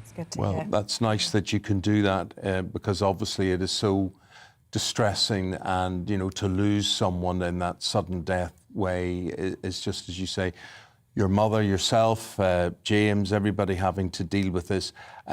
What are your plans, Nick? Can you tell us for Angela? Will you be attempting to bring her home, or will she be buried in Tonga? We discussed this briefly with James last night. At the end of the day, it's a decision that my mother and James will make. Mum and I will be discussing it throughout the day. We're conflicted between this desire to bring the body home to the United Kingdom and bury her here. And I would think Angela's wishes possibly would be to stay in Tonga. Maybe we can do a hybrid of that, have a memorial service here for her, or something along those lines. But it's something that we're still, Mum and I and James and our and our family will have input to, and we'll make a decision in due course. It's not the most pressing decision at the moment. Go on. Yeah. Her body, as I say, has been recovered and it has been identified, and it's in the currently in the mortuary in Tonga. Also the Foreign Office, they are obviously well experienced with these things, and they will help us through this process. Yeah, I just wanted to say, just unthinkable, decisions for you to make over the next couple of days, and always so difficult in these circumstances when you're struck by the shock and, as you said, just completely shattered by the news. I just finally wanted to ask, because it's been widely reported, and we spoke to the Red Cross about everything that was happening on the ground there yesterday, and it's been really difficult for the international community to get a clear picture of what's been happening because of the ash cloud and the satellite planes being delayed. And of course, you've got a unique contact there by having been able to speak to James, obviously in extremely difficult circumstances. But was he able to paint a picture to you of how Tonga is coping, whether or not, you said his basic needs are being covered. Is that true? Did he express for most people? Well, the main island of Tonga, I understand, I've never been there, is quite flat. And I think the devastation is widespread. Infrastructure like, electricity, water, that infrastructure is basically not underground, it's on the land. So that has been destroyed. So I believe that, it is pretty dire there. There is, a covering of ash all over over that main island. He didn't sort of give me any indication as to how really other people in the wider community are faring. But having seen, images of the destruction there, I would imagine life's pretty tough for them. It's not a rich country, and so people there are going to be doing it pretty tough. Nick, really, really appreciate your time. I know you've so many other things to do. Our heart and soul goes out to you. Absolutely awful. Thank you. But you've painted a picture of just an amazing woman who will be missed and loved by so many. Thank you very much indeed. Thank you. Thank you both. Cheers. Thank you. So that's Nick Elaney there, the brother of Angela Glover. It's now confirmed that Angela's body has been found after being swept away in that tsunami. Yeah, it's always the good ones, isn't it, that get taken? Yeah, you can tell, I mean, the way she obviously loved those animals and in a way, you know, was so concerned about them when disaster was striking and, well, just so sad. Good woman, good person. Here's your headlines. Let's look at those. Britain is supplying self-defense weapons and a small number of soldiers to Ukraine amid concerns over a possible Russian invasion. The Defence Secretary Ben Wallace is warning the scale of force being assembled by Russia at the border with Ukraine is not routine. Russia has 100,000 soldiers there so far. Magistrates will be given more sentencing powers in an attempt to reduce the backlog of criminal cases that built up during the pandemic. Then they'll now be able to give jail terms of up to a year, which is double the current maximum of 6 months. Some critics have, however, called it a sticking plaster solution. The funeral of the primary school teacher, Aisling Murphy, who was killed while running along the Grand Canal in Tullamore in the Republic of Ireland, takes place later today. Irish police have renewed their appeal for information and say significant progress has been made in her murder investigation. And 18-year-old Marnie Clayton, who was reported missing at the weekend, has been found safe and well. Yes, she was last seen leaving a nightclub in Windsor on Sunday morning. Well, police have since arrested a 21-year-old man from Reading on suspicion of imprisonment, and he remains in police custody. The BBC has criticised the government's choice to freeze the licence fee at £159 for the next 2 years. The Culture Secretary, Nadine Dorris, says it will help families struggling with the cost of living, but the BBC branded the move disappointing, saying it will impact the viewer experience.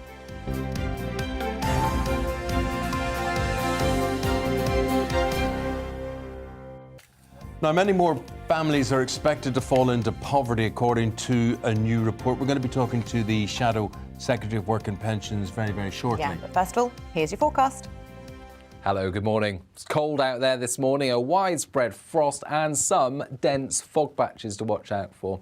It'll be bright once those fog patches clear, but it will turn cloudier by the afternoon, certainly compared to yesterday's sunshine. High pressure still in control of our weather, so it's keeping things settled and mostly dry for the time being, but these weather fronts will introduce thicker cloud and some rain later in the day.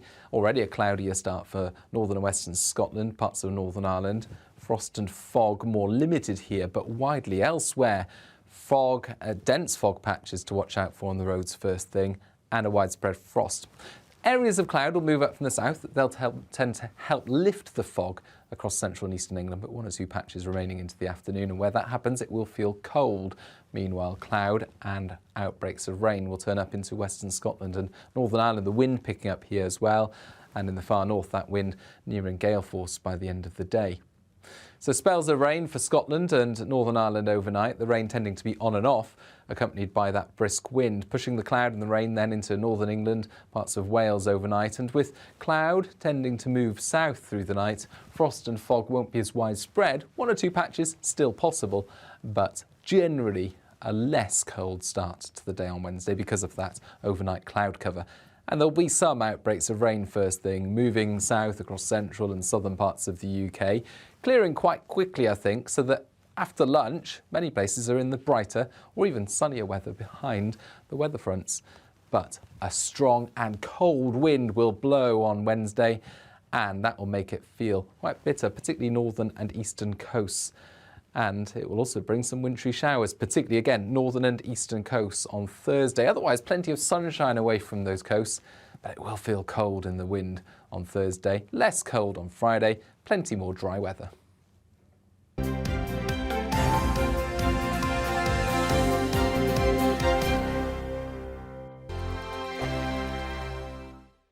Hello there, I'm Eamonn. And I'm Isabel. And you're watching the GB News digital stream across the United Kingdom. And around the world. If you're here in the UK, you can also watch us on your TV screen. GB News is Freeview channel 236. On Sky, we're channel 515. 626 on Virgin Media. Just remember, you might need to retune your TV to watch the channel. Yeah, and if you are doing that, find out more about retuning by going to gbnews.uk.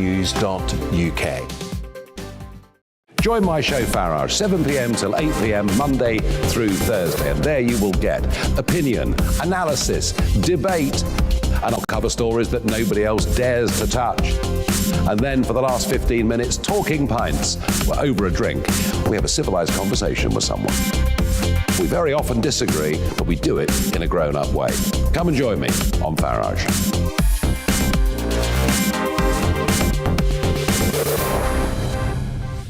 I'm Dan Wootton. Join me Monday to Thursday from 9 to 11 for the feistiest and most fun news debate on TV, where free speech reigns. I'll bring you a sharp take on the day's biggest stories, bombshell newsmaker interviews, and A-list guests.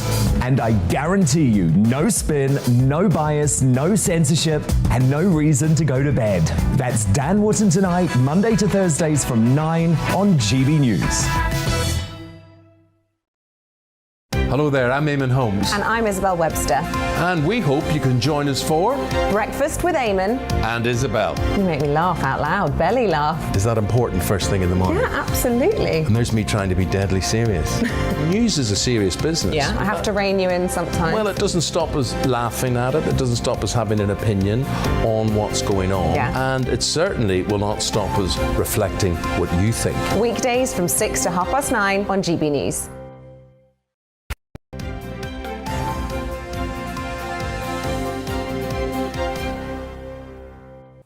Right, we're going to talk about poverty because this is an issue that is not going away. Some people say it never has gone away, but with the winter pinch, the fuel crisis, all that sort of thing, a new study suggests families will be devastated by energy prices unless somebody does something. That's right. The charity, the Joseph Rowntree Foundation, has found that some families will need to spend more than half of their income on energy bills alone come April. As the £20 universal credit uplift has been removed, the energy cap increases and the cost of living continues to soar. Right, here is the Shadow Secretary of State for Work and Pensions. He is Jonathan Ashworth, and he joins us now. Good to see you, Jonathan. Good morning. Yeah, now, look, here's the thing about this. I look at this and I go, and I'm not accusing you of this at all, but we give these statistics, the Rowntree Trust gives these statistics. We all know, anecdotally or from personal experience, that, you know, the squeeze is there. People can't afford, they don't have the same money as they used to. It is bad, right? And then I get the impression people go, oh, that's awful. Yeah, that's awful, that's bad. Yeah, that's terrible. Who's going to do anything about it?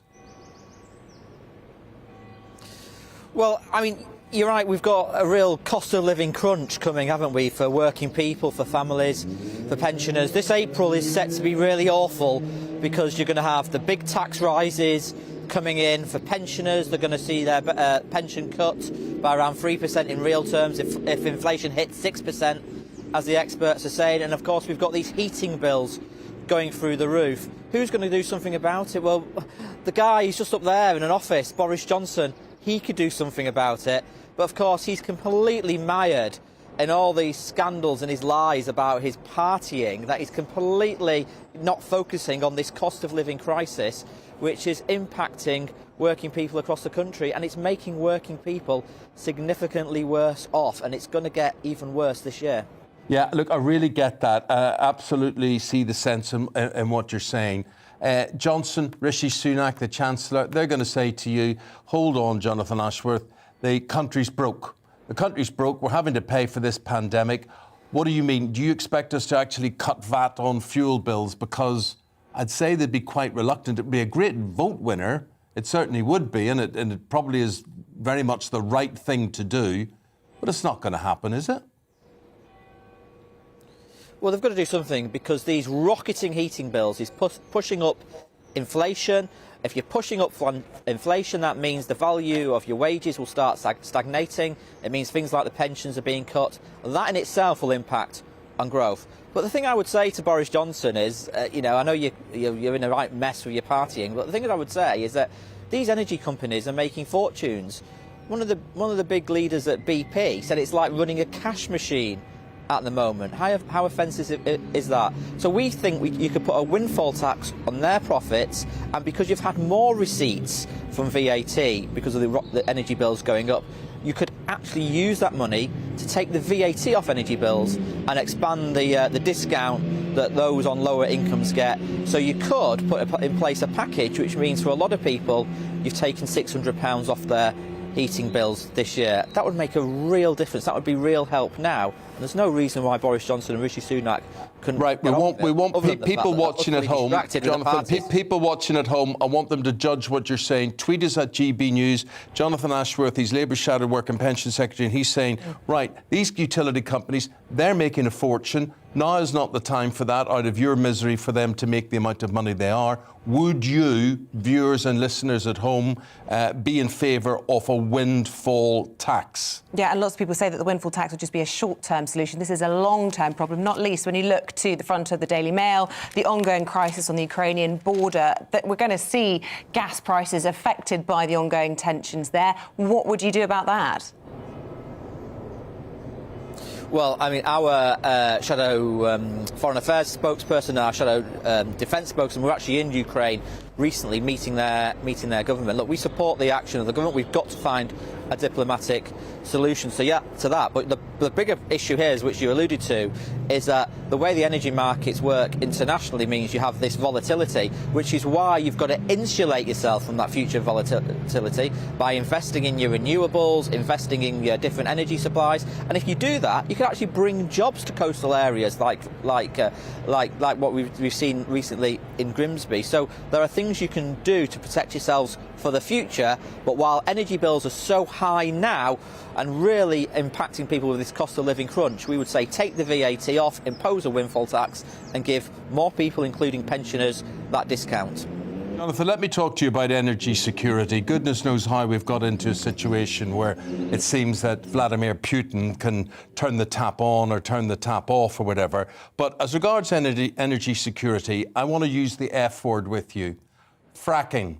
Surely, is there not a case for saying we've got to rethink our restrictions on how we generate energy, and certainly in the short term, be that 5 or 10 years or whatever, maybe this could be the answer to so many things. I mean, if we fracked, we could pay for the NHS, we could pay for social care plans, we could solve our energy crisis. Controversial though it is, do you think there's any sort of appetite for that?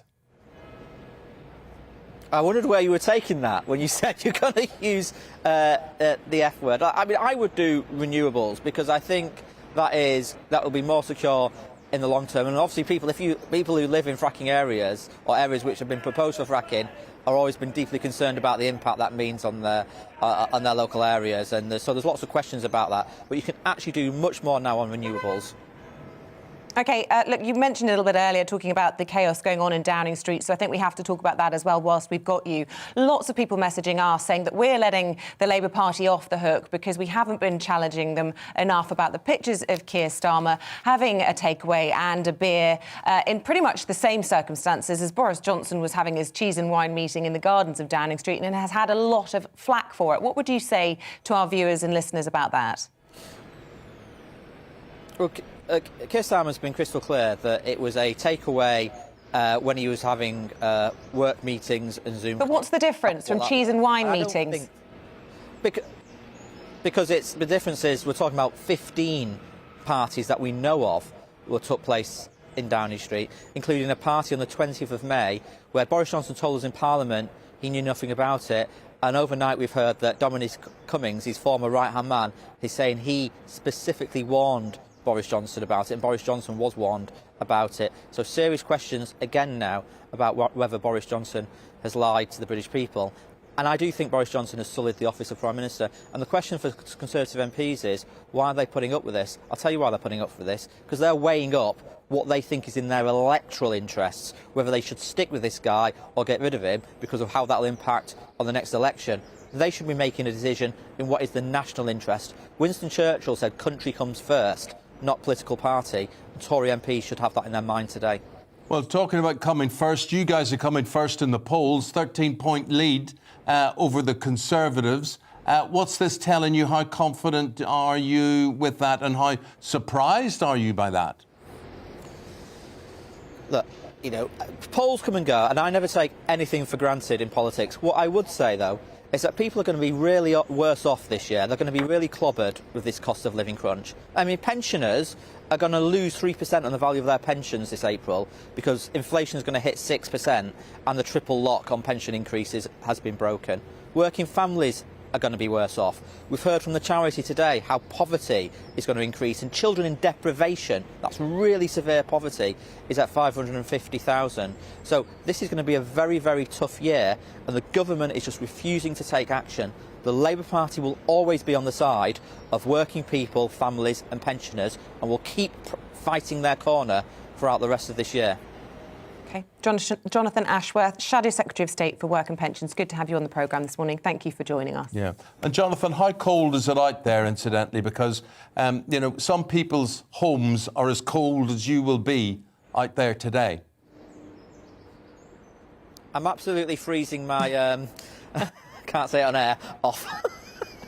We get the idea. OK, thank you very much. Cheers. Leave it there. Gorgeous sunrise behind him, though, even if he is freezing. That's not helping his tootsies and his fingers. Well, and never his nose mind. and It made a lovely else. shot, seeing the sun rising over the House of Parliament behind him. Honestly, if you're suffering to pay your energy bills and you're choosing heating over eating, you know, our sympathy to you. It affects so many people. It is a real issue. But my point to Jonathan Ashworth was, who cares? At the end of the day, who is caring for you? Who's actually going to do something about this? I mean, I would be a great believer in practical politics, politics that makes a difference to people's lives. And this energy crisis is something that we've all got to learn from, and you've got to help the vulnerable. And indeed, check in on somebody who's sick or vulnerable or old or whatever, and just make sure that they are wrapped up warm, that they have soup, that somebody's caring for them. Just make them feel that. Yeah, and I think insulation is going to be a big part of all of this, getting our homes properly insulated to make sure we can withstand the heat and keep our bills down as much as possible. I care for Paul Coyte. He's with me now here. And listen, one of the things we're going to talk about is football now. Right, OK. So Burnley are supposed to play Watford tonight in the Premier League. It ain't happening. And all of this is because of COVID. And there's a whole knock-on effect with this, my friend. Football clubs saying... Don't you get me started. Right. Don't you get me started. So your team, Spurs, you missed a derby, a North London derby the weekend with Arsenal. Right. Arsenal are sending players out on loan. Yep. Right, so have they got enough players or have they not? If they hadn't got enough players, surely they wouldn't be sending a player out on loan. Well, we'll look at the rule, which is 13 players. The Premier League say there has to be 13 players that are fit to play in the game. Now, this, as far as I'm concerned and as far as I believe, is because of COVID.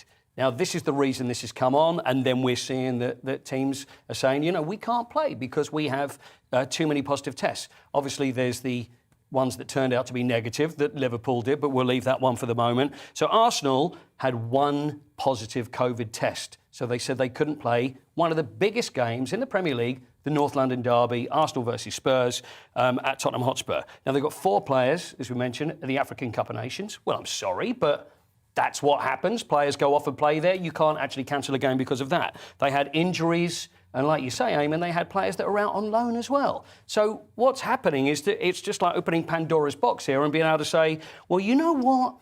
This is going to be a bit of a tough game. We've got a couple of injuries, so maybe we can start using loopholes to actually get away with it. And the whole thing about top-level football, there's always going to be injuries. It's always going to be part of the game. It's part of the jeopardy. You might play a side and think, well, for goodness sake, we might be playing Manchester United and think, well, it's a good job Ronaldo's out because that's going to suit us. It's part of the game of football. You can't cancel just because you have a certain amount of injuries. COVID, I buy. Injuries, I don't. What are academies for? You know, I agree. It's not like it's like, oh well, we only need first-team players. Leeds played the other day. They had a 15-year-old on the bench. They had a load of young kids that had never played. Yeah. They went ahead and played the game and ended up winning the game against West Ham. You've got to take care and actually notice and look at the players that you've got how many players the Premier League clubs have going down to a very young age? Going down to a very young age. Huge You and I are old enough to remember when there used to be only one substitute on the bench. Absolutely. Yeah. And that was number 12, and that was it. And so obviously there was plenty of ones that wanted to be number 12. But I mean, as far as I'm concerned, I just think. Do I blame Arsenal? You know, I know a lot of, being a Spurs fan, people are pointing at me, go, oh, you know, it's very easy for you to say. I could point the finger at Arsenal, but I don't. I point the finger at the Premier League for actually allowing this to the cancellation. And the most important thing is the fans who have booked tickets, who are travelling. OK, it's not very far, but people travel from miles around. No, they've spent money on it. Yeah, made plans. A huge game. Yeah. And it's cancelled less than 24 hours. I just don't think it's good. Yeah. I just want to ask you, back pages talking about the booze culture, not in Downing Street, but on the Ashes tour. And this isn't just the players, but they're also talking about the coaches as well. I'm more worried about the supporters turning to drink after the Ashes. Well, that's well known, isn't it? That's the main thing. That's what everybody's done. It seems that there's got to be an inquiry because it was a very bad Ashes tour, as we know, Isabel, and things went very badly, and then the final collapse was just about the final nail in the coffin. So it's now there's now reports. Oh yeah, there's boozing going on. You're always going to see that. There's tours. I'm not really going to look at that and go, that's the reason we lost. That's the reason we lost, because we had bowlers that played well. You're going to say that certain batsmen were drinking more than anybody else, so we're going to point the finger there. There should be some sort of inquiry.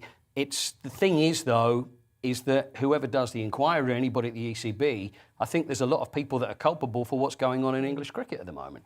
There's the 100, which seemed like a very good idea, but you get batsmen that are not getting enough red ball experience. So it really is a bit of a mess as far as Test cricket is. Yeah, and curfews suck. It can't be good for the players. They're a long way from family. And it's a very difficult time for them to go out there. And now they're going off to the West Indies. And they're playing one-day games at the end of the week, so there is no rest for them at all, but it hasn't been good. Do you know what I think an unnatural practice is? Yeah. That when you get your newspapers and you see the front headline, I always do this. I look and see what the front page is, and then I look and see what the back page is, and usually I probably start reading from the back page forward. But when they put those blooming adverts, do you see all the newspapers? Like on the Sun this morning. Yeah, it's like, what is the actual news, guys? £22 million, something or other. But when you're used to looking at the back page, and it's always covered with a blooming advert. Is it going to happen, though, where we're going to put a GB News advert for you two? Maybe. Oh, that'll on be the fine. Back page, that's acceptable. Wow, this looks brilliant. That'd be a very good idea. Maybe that's the You can suggest that out there when you go back out. Paul, lovely to have you. Thank you. Pleasure. Good to see you, mate.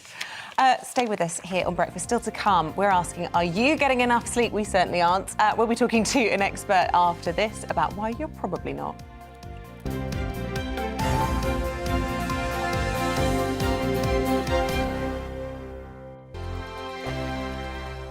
Hello there, I'm Eamonn. And I'm Isabel. And you're watching the GB News digital stream across the United Kingdom. And around the world. If you're here in the UK, you can also watch us on your TV screen. GB News is Freeview channel 236. On Sky, we're channel 515. 626 on Virgin Media. Just remember, you might need to retune your TV to watch the channel. Yeah, and if you are doing that, find out more about retuning by going to gbnews.uk.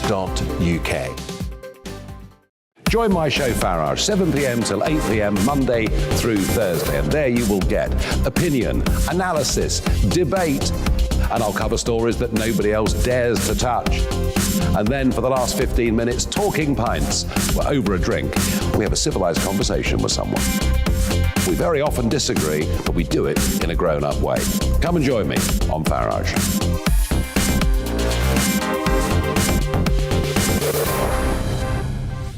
I'm Dan Wootton. Join me Monday to Thursday from 9 to 11 for the feistiest and most fun news debate on TV, where free speech reigns. I'll bring you a sharp take on the day's biggest stories, bombshell newsmaker interviews, and A-list guests. And I guarantee you, no spin, no bias, no censorship, and no reason to go to bed. That's Dan Wootton tonight, Monday to Thursdays from 9 on GB News. Hello there, I'm Eamonn Holmes. And I'm Isabel Webster. And we hope you can join us for Breakfast with Eamonn and Isabel. You make me laugh out loud, belly laugh. Is that important first thing in the morning? Yeah, absolutely. And there's me trying to be deadly serious. News is a serious business. Yeah, I have to rein you in sometimes. Well, it doesn't stop us laughing at it. It doesn't stop us having an opinion on what's going on. Yeah. And it certainly will not stop us reflecting what you think. Weekdays from 6 to 9:30 on GB News.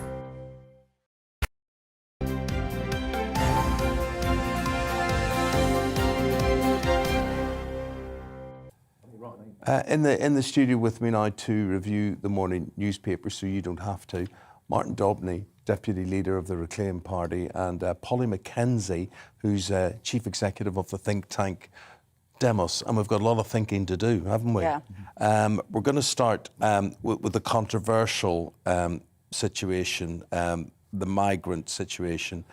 And Martin, you're saying that you're taking this story from the Telegraph front page, and you're saying there may well be double the number of migrants crossing the Channel this year, which will disturb a lot of people in many ways. But I think this is an impossible thing to solve. Am I wrong? Because if you solve it, if you impose sanctions and guards and things, you seem to be very, very hard-hearted. There's the safety involved of all of these people. And then you've got a lot of people shouting, look, our borders should be closed. We can't walk into other countries. They shouldn't be able to walk into ours. This is a tough nut to crack. Yeah, it's a perpetual problem, one that's haunting the government still. In 2016, the British electorate voted to take back control of our borders. It was a top issue. Remember all those times that I was on Sky News with you? Yeah. We were saying again and again and again, we were denied a debate on this. We were called racist, xenophobic for this, and it's coming back to haunt the government again. But besides being racist and xenophobic, could you be now accused of being completely hard-hearted over this? And I know, my friend, from talking about this in my 2 weeks here already, the audience, the viewers, are very definite on this, harder than I would be, I have to say, on this. Well, the fact of the matter is, I was in Dover yesterday. At Reclaim, we're making a documentary on this, and what's changed are the craft. The craft that these people are coming over in are unseaworthy, death traps. They are horrendously dangerous, homemade dinghies. So they're worse than they used to be? They're worse than they used to be. If you track this, I was down there with a guy called Steve Laws, who's standing in the by-election in Southend West. He's an expert on this. The craft used to be seafaring, seaworthy vessels that you could buy. Now they're made in factories. They're made out of plywood and silicon, I presume, and they are death traps. This is happening because the French authorities are cracking down on the availability of the seaworthy stuff. I would say it's worse than that. This is human trafficking, profiteering in desperation and misery. They do not care a jot if people die. They just want their money. So that business is growing at that end of the channel. It's a business, and it's one that I think is the most deadly business that's facing us.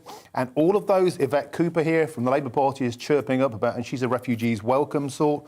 Anybody who says that sort of attitude, we must confess now, has blood on their hands. This is a deadly industry. If you're a humanitarian and you care about saving lives, these craft need to be stopped. This is not a case anymore of being small-minded or closed borders. This is a deadly trafficking trade that must end. So you would be doing these migrants a favour, would your argument be, by preventing them crossing? Precisely. Right. Demos, the think tank. Could you provide say you were given this problem? Where do you go with it? I think, a lot of what Martin says about the horrors of this human trafficking trade is completely right. And anything we can do to crack down on that exploitation, the way lives are put at risk by people profiteering, absolutely must be done. But we have to think about the bigger picture. One of the reasons why people are crossing the Channel in this way is because the government very successfully has secured lorry terminals. So it's much, much harder to get on board a lorry and go through on a ferry or through the tunnel. And there's also the reality that during the COVID crisis, people found it much harder to travel to the UK in the normal course of business on perhaps a student visa or a tourist visa and then claim refugee status. So overall, the numbers of people claiming refugee status in the UK is massively down over the last couple of years. So when we think about how you deal with millions and millions of desperate people leaving conflict zones, famine zones, which we know is going to get worse because of climate change. You have to think about whether it's crossing the Mediterranean, crossing the Channel. What do we do to enable more people to stay close to home, to support countries like Lebanon, which have a third of their population are refugees? And so the numbers that we're talking about here are really, really small in comparison. And how do you then enable people to have safe routes to countries like ours? Again, we have fewer refugees per head of population than France or Germany.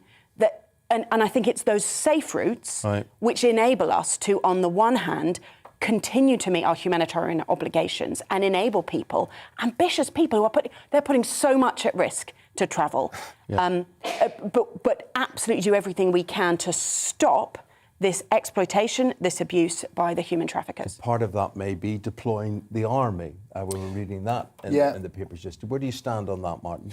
Well, the fact of the matter is, when you go to Dover and you talk about this to the people who follow this grotesque industry, deploying the Navy sounds like a deterrent. It sounds like a great thing. Oh, great, put gunships in the Channel, it will stop. But it won't. It will actually aid the safe arrival, because they'll be used, and they say here on the front page Telegraph, it won't make any difference. In fact, it will aid and abet, because it's a safe passage ashore, a supported passage ashore by the military. So on the face of it, it's a deterrent. It's actually helping the human traffickers, because the craft are so badly made, they are deflated after a week or two. They're popping in the Channel, sharp objects can sink them. That's what caused that death. But Martin, can you give us a preview into your programme and this report that you are making?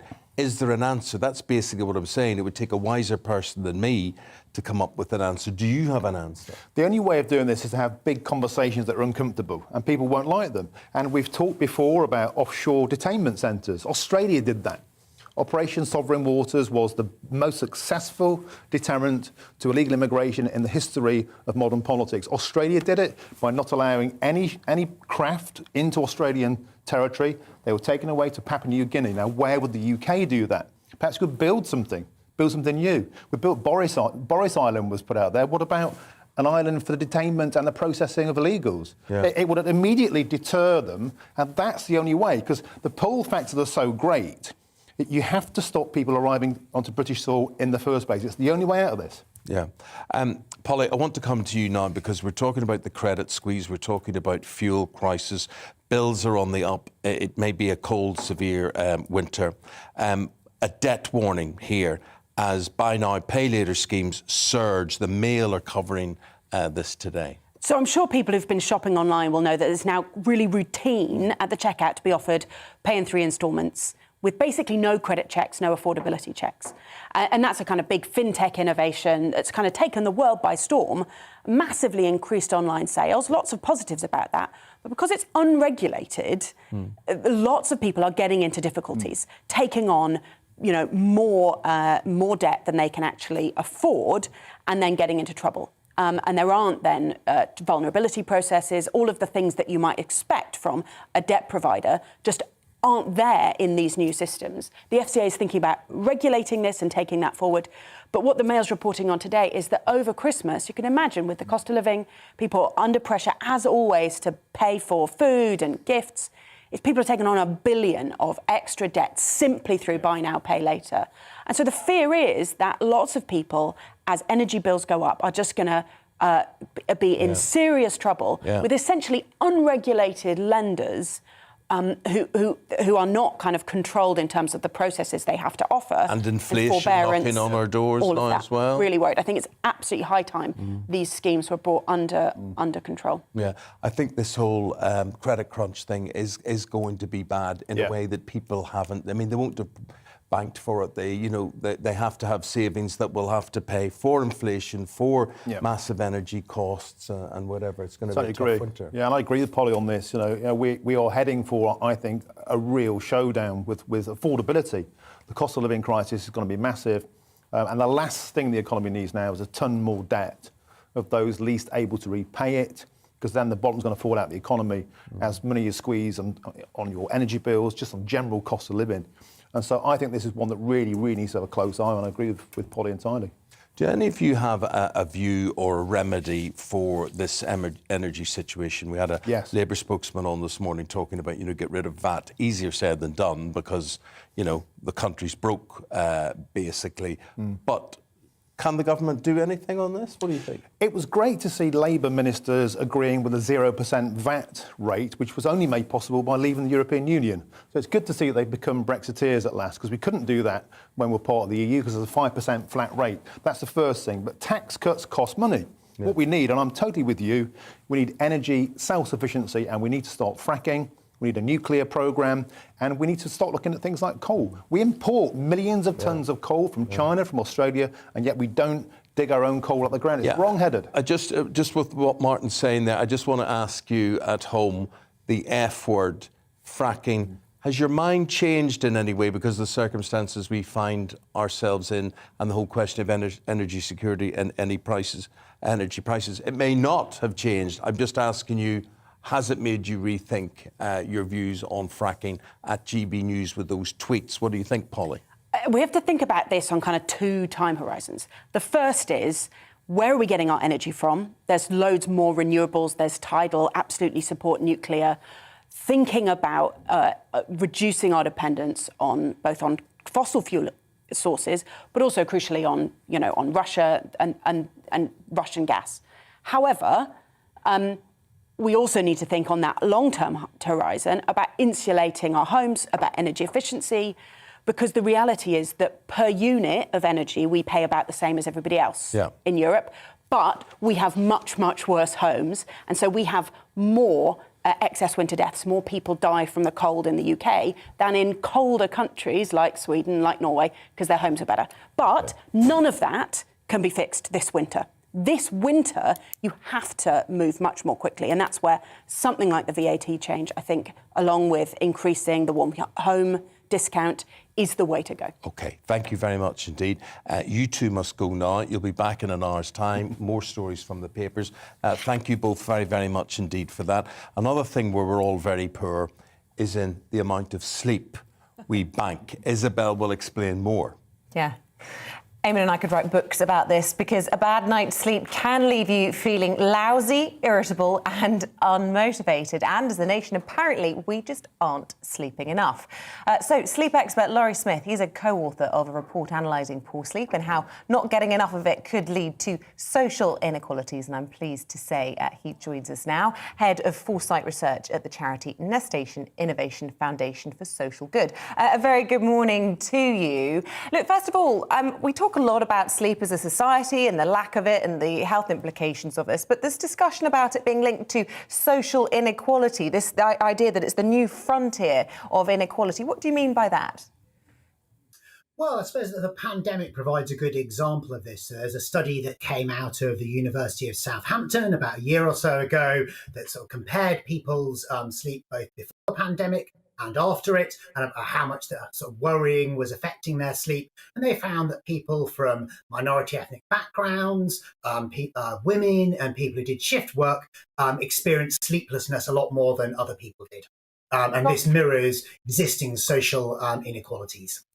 So this raises the issue then of whether or not we should be protecting sleep as a sort of right that we're all entitled to. I know that this is something that's happened in India for lorry drivers. Do you think that you can see that happening here? Well, I think it's certainly sort of an interesting development. There's been sort of moves by unions to push for the right to sleep by workers. There've also been some moves by employers as well to give things like sort of apps and wearables. But what I'm sort of particularly interested in are things like sort of the grassroots movements that are pushing for the rights to rest. So there's things like the Nap Ministry in Atlanta, which is sort of pushing against the current political and economic system and sort of see the right to rest as really important to that. And also, you might have heard of the lying flat movement in China, where young people are rejecting the 9-6-6 culture, where people have to work 9 till 6 days a week, and instead want a bit more free time, and perhaps want to use a little bit of that to do some more sleeping. One of the arguments, I suppose, from businesses about, not wanting their staff to go into a sleep pod or take time off to go and have a nap in the middle of the day is that obviously that's bad for revenue. But I was reading that apparently it costs the government, UK economy in lost revenue, this lack of sleep, something like £30 billion. How can that be so? Yes, absolutely. So there was some research by the think tank RAND a few years ago that sort of came up with those figures, and I suppose the sort of consequence of that comes from things like people not necessarily turning up to work because they're so tired, or even things like presenteeism when people turn up, but because they're so tired, they're not as productive, they're not as creative. Also, there's things like sort of the risk of workplace accidents as well. So all of that adds up to quite a big impact on the economy. Okay, and if that doesn't persuade people that sleep's really important, of course, we are all very aware, but it's always worth reiterating the significant health implications of not having enough sleep. We started this talk by saying it can make you grouchy and, less efficient at your job, but it's much more serious than that, isn't it? Yes, absolutely. So sleep has lots of causes lots of physical and mental health problems, heart disease and depression. In fact, the organisation I work at, Nesta, we're interested in improving people's the health of people's lives. And two of the areas we're interested in are sort of tackling obesity and food environments, and also loneliness as well. And they're both associated with poor sleep. So it affects lots and lots of different aspects of our health. OK, really good to talk to you this morning. Laurie Smith, Senior Foresight Lead, as he was saying there, about all the advantages of getting a good night's sleep. Thank you. Now, we're asking in the next hour, do you think Boris Johnson told the truth about the Downing Street parties? According to an exclusive GB News poll, not many of you do. We'll hear your thoughts after the forecast. Hello, good morning. It's cold out there this morning, a widespread frost and some dense fog patches to watch out for. It'll be bright once those fog patches clear, but it will turn cloudier by the afternoon, certainly compared to yesterday's sunshine. High pressure still in control of our weather, so it's keeping things settled and mostly dry for the time being, but these weather fronts will introduce thicker cloud and some rain later in the day. Already a cloudier start for northern and western Scotland, parts of Northern Ireland. Frost and fog more limited here, but widely elsewhere. Fog, dense fog patches to watch out for on the roads first thing, and a widespread frost. Areas of cloud will move up from the south. They'll tend to help lift the fog across central and eastern England, but one or two patches remaining into the afternoon. And where that happens, it will feel cold. Meanwhile, cloud and outbreaks of rain will turn up into western Scotland and Northern Ireland. The wind picking up here as well. And in the far north, that wind nearing gale force by the end of the day. So spells of rain for Scotland and Northern Ireland overnight, the rain tending to be on and off, accompanied by that brisk wind, pushing the cloud and the rain then into northern England, parts of Wales overnight, and with cloud tending to move south through the night, frost and fog won't be as widespread. One or two patches still possible, but generally a less cold start to the day on Wednesday because of that overnight cloud cover. And there'll be some outbreaks of rain first thing, moving south across central and southern parts of the UK, clearing quite quickly, I think, so that after lunch, many places are in the brighter or even sunnier weather behind the weather fronts. But a strong and cold wind will blow on Wednesday, and that will make it feel quite bitter, particularly northern and eastern coasts. And it will also bring some wintry showers, particularly, again, northern and eastern coasts on Thursday. Otherwise, plenty of sunshine away from those coasts, but it will feel cold in the wind on Thursday. Less cold on Friday, plenty more dry weather.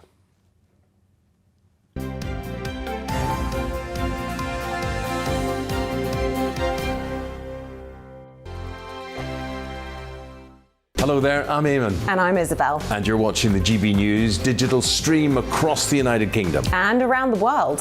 If you're here in the UK, you can also watch us on your TV screen. GB News is Freeview channel 236. On Sky, we're channel 515. 626 on Virgin Media. Just remember, you might need to retune your TV to watch the channel. Yeah, and if you are doing that, find out more about retuning by going to gbnews.uk. Join my show Farage, 7 p.m. till 8 p.m. Monday through Thursday. And there you will get opinion, analysis, debate, and I'll cover stories that nobody else dares to touch. And then for the last 15 minutes, talking pints. We're over a drink. We have a civilized conversation with someone. We very often disagree, but we do it in a grown-up way. Come and join me on Farage.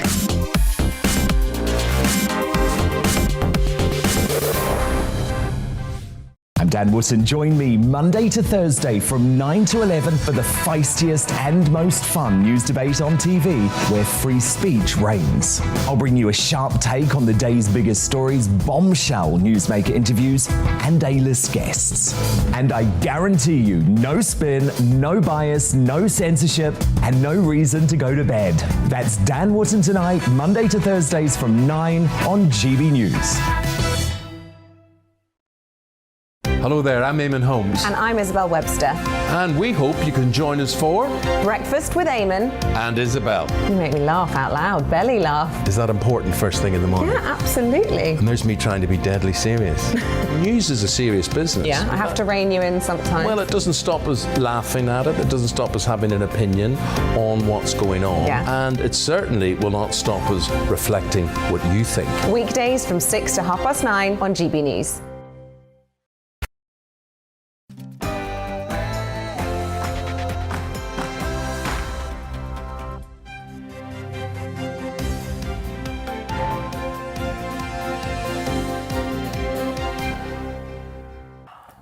A very good morning to you. It is 8 o'clock on Tuesday, January the 18th. This is Breakfast on GB News with Eamonn and Isabel. How are you doing?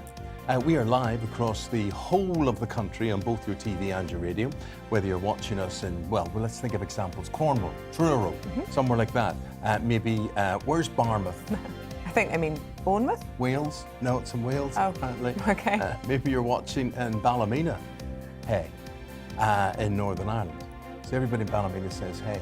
Is that what they say? That was the in chat? Yeah, that was the in joke. Oh, there you go. Ballymena, hey. And wherever you are, you can take us with us, because Isabel was pointing out today that, you can get into the car, you can be in the bathroom, you can...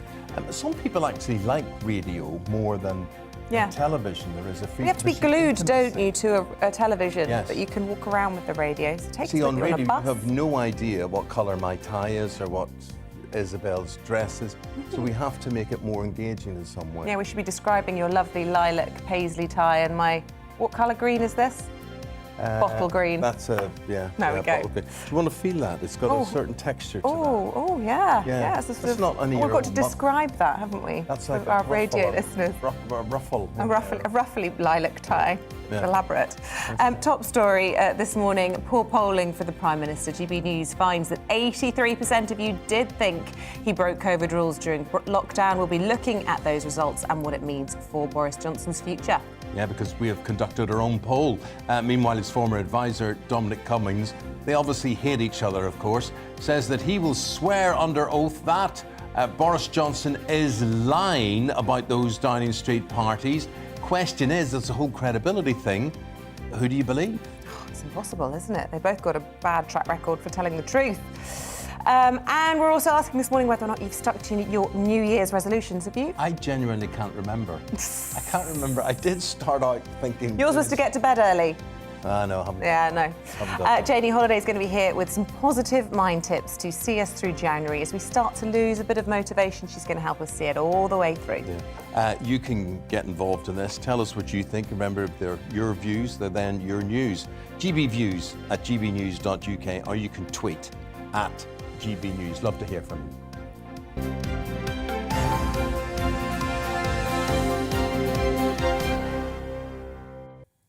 The time is 3 minutes past 8. Our top story then, and the former chief advisor to the Prime Minister, Dominic Cummings, has accused Boris Johnson of lying to Parliament about a Downing Street party during the first lockdown.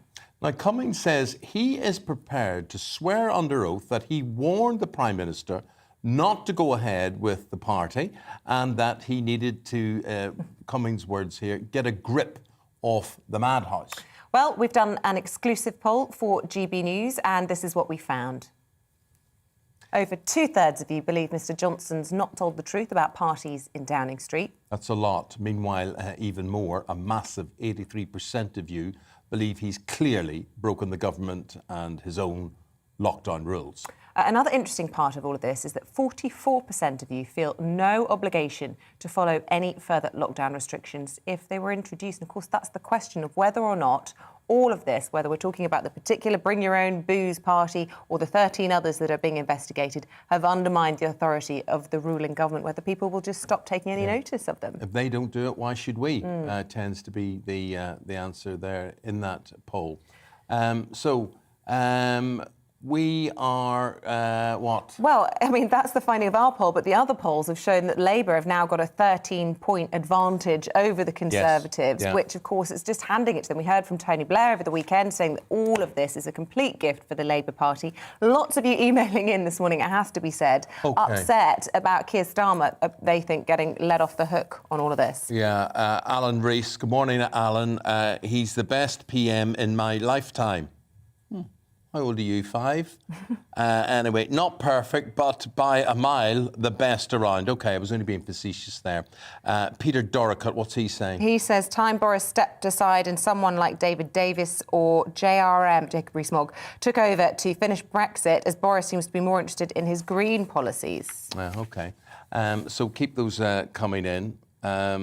Oh, well, here's more. Loads more. On Boris resigning, loads more. The greater punishment for Boris would be to make him stay as Prime Minister if he resigns, gives him an easy way out. With the energy crisis, inflation and pandemic still causing problems, I suspect he'd secretly be quite happy to go. That's from Carl. And a lot of people saying that's why he will stay in situ, because none of his successors really want to take on a bit of a poison chalice at the moment. Yeah, there will be a lot of tough work. Will the government help with the surging energy prices? I'm worried they will never go down as we go ahead. Instead, they'll only continue to rise, says Steve. Tend to agree with you, Steve. Paul in Nuneaton's got in touch and said, I don't know why people would believe Dominic Cummings, especially because he also broke lockdown rules. Now pictures of Keir Starmer show he also broke the rules. Politicians, he says, with a big exclamation mark. And there is a sense of that, isn't there? Yeah. D, I don't know why people would believe Dominic Cummings, especially because he also broke the lockdown rules. Now pictures of Keir Starmer. Just read that one. Oh, sorry, love, wasn't listening to you.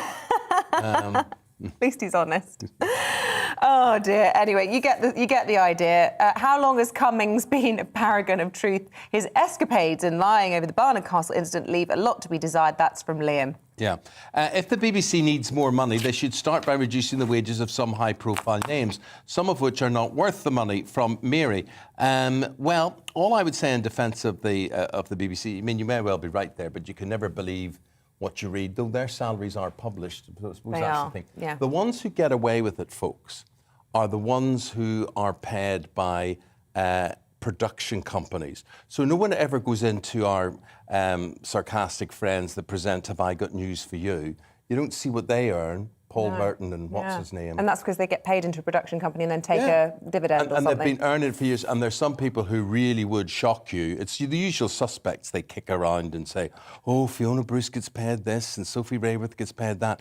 It's all the ones who work for the independent production companies that feed into the BBC. Okay. That is mind-boggling, what those people earn for a number of years. Yeah, especially for most think on that ordinary one. people. Like, I mean, I read my salary in the newspaper in the Times on Saturday. Nonsense. Well, I wish it was. Yeah, I wish same. it was. It's made me actually very malcontent about all of this. But I do want to say this about staff at the BBC. They work incredibly hard. You get a lot of bang for your buck when you pay it into the BBC. You really, really do. I'm not necessarily talking about the talent here. I'm talking about the people behind scenes who do what they do. I'll tell you what. And then the people, for instance, who serve us here today are producers and directors and researchers and all that sort of thing. I wouldn't like to think they were being paid any sort of decent money. No, I'm only joking. They work so hard to do. We're up front here. Taking all the criticism, but and the glory when it comes our way as well. But people work hard. You wouldn't go to TV and say, you know, I wouldn't encourage any of my children to work in TV. It's a tough game. And I was going to say, you can praise the BBC all you like, but the team behind us here at GB News have never met a more hard-working team. Isabel. We love you. Thank you, guys. And apparently so do our viewers and listeners as well. So you know who we're talking about. Anyway, Look, they're all getting embarrassed. They are. They're like, move on. Don't mention me by name or go on. And here's the headlines anyway. Britain is supplying self-defence weapons and a small number of soldiers to Ukraine amid concerns over a possible Russian invasion. UK Defence Secretary Ben Wallace is warning the scale of force being assembled by Russia at their border with Ukraine is not routine. Russia has amassed 100,000 soldiers there so far. Magistrates will be given more sentencing powers in an attempt to reduce the backlog of criminal cases that built up during the pandemic. They will now be able to give jail terms of up to a year, which is double the current maximum of 6 months. Now, some critics have called this a sticking plaster solution. Sad news from Ireland. The funeral of the primary school teacher Aisling Murphy, who was killed whilst just going for a run in the middle of the day along the Grand Canal in Tullamore, is taking place later today. Irish police have renewed their appeal for information, but say significant progress has been made in her murder investigation. Absolutely shocking. Awful. Meanwhile, some better news. 18-year-old Marnie Clayton, who was reported missing at the weekend, has been found. She is safe, she is well. She was last seen leaving a nightclub in Windsor on Sunday, and police have arrested a man, 21 years of age, from Reading. He remains in custody. The BBC has criticised the government's choice to freeze the licence fee at £159 for the next 2 years. The Culture Secretary, Nadine Dorries, says it will help families struggling with the cost of living. But the BBC has branded the move disappointing, saying it'll impact the viewer experience.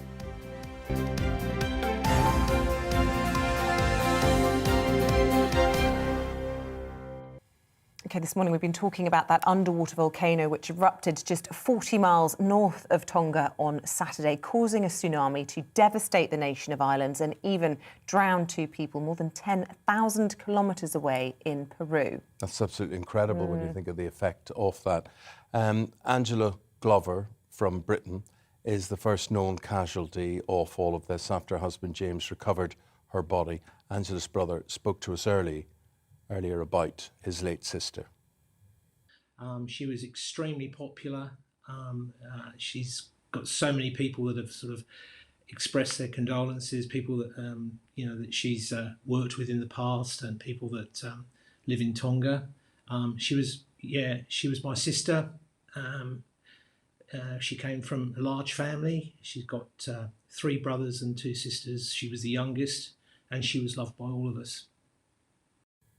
Well, let's bring in our national reporter, Paul Hawkins, who joins us now from the Tonga Embassy in London. Paul, very good morning to you, the Tonganese Embassy, I should say.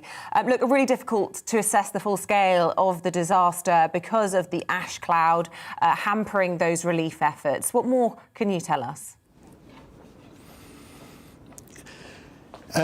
Information coming from Tonga at the moment, very sketchy, Isabel, because of the problem with communications over there. The internet very much still patchy. Phone lines are starting to come online now. We do know that the runway in Tonga, the main airport, the capital's main airport, that is covered in volcanic ash. So at the moment, New Zealand are the only country that are trying to supply any sort of aid and water to the country. They are unable to land any planes there. And the New Zealand Foreign Minister says that that is the priority at the moment, getting water into those areas. But 100,000 people live in Tonga, spread across 170 islands. It's about the size of Japan. The Red Cross reckon 80,000 people could be affected. OK, Paul, and of course we've had the terrible news about Angela Glover. We've spoken to her brother Nick this morning. He's praised... have we still got Paul there? He's obviously praised the relief efforts and the liaisons between the British Embassy and the Foreign Office and his family, but a very difficult situation and not clear exactly whether or not her body will be able to be repatriated.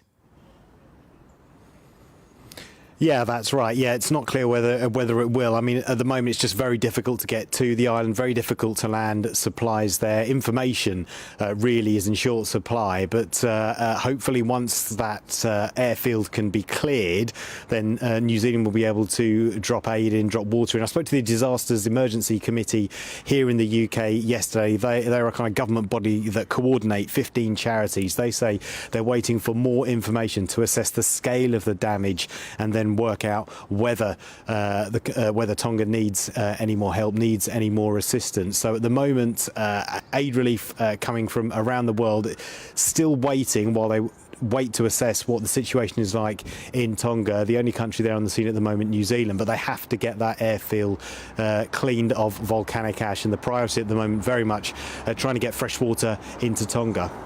OK, Paul, thank you. Coming up, GB News political correspondent Tom Harwood will give you a deeper dive into voters' trust in the Prime Minister. That's right after the weather. Hello, good morning. It's cold out there this morning, a widespread frost and some dense fog patches to watch out for. It'll be bright once those fog patches clear, but it will turn cloudier by the afternoon, certainly compared to yesterday's sunshine. High pressure still in control of our weather, so it's keeping things settled and mostly dry for the time being, but these weather fronts will introduce thicker cloud and some rain later in the day. Already a cloudier start for northern and western Scotland, parts of Northern Ireland. Frost and fog more limited here, but widely elsewhere. Fog, dense fog patches to watch out for on the roads first thing, and a widespread frost. Areas of cloud will move up from the south. They'll tend to help lift the fog across central and eastern England, but one or two patches remaining into the afternoon. And where that happens, it will feel cold. Meanwhile, cloud and outbreaks of rain will turn up into western Scotland and Northern Ireland. The wind picking up here as well. And in the far north, that wind nearing gale force by the end of the day.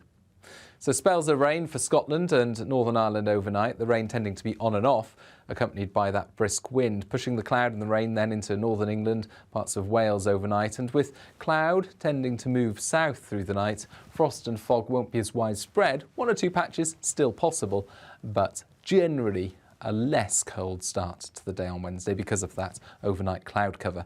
And there'll be some outbreaks of rain first thing, moving south across central and southern parts of the UK, clearing quite quickly, I think, so that after lunch, many places are in the brighter or even sunnier weather behind the weather fronts. But a strong and cold wind will blow on Wednesday, and that will make it feel quite bitter, particularly northern and eastern coasts. And it will also bring some wintry showers, particularly, again, northern and eastern coasts on Thursday. Otherwise, plenty of sunshine away from those coasts, but it will feel cold in the wind on Thursday. Less cold on Friday, plenty more dry weather.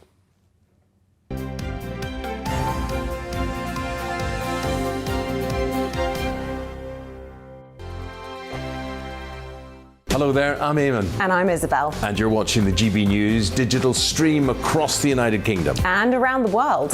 If you're here in the UK, you can also watch us on your TV screen. GB News is Freeview channel 236. On Sky, we're channel 515. 626 on Virgin Media. Just remember, you might need to retune your TV to watch the channel. Yeah, and if you are doing that, find out more about retuning by going to gbnews.uk. Join my show Farage, 7 p.m. till 8 p.m. Monday through Thursday, and there you will get opinion, analysis, debate, and I'll cover stories that nobody else dares to touch. And then for the last 15 minutes, talking pints. We're over a drink. We have a civilized conversation with someone. We very often disagree, but we do it in a grown-up way.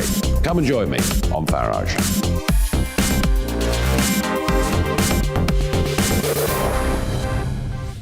I'm Dan Wootton. Join me Monday to Thursday from 9 to 11 for the feistiest and most fun news debate on TV, where free speech reigns. I'll bring you a sharp take on the day's biggest stories, bombshell newsmaker interviews, and A-list guests.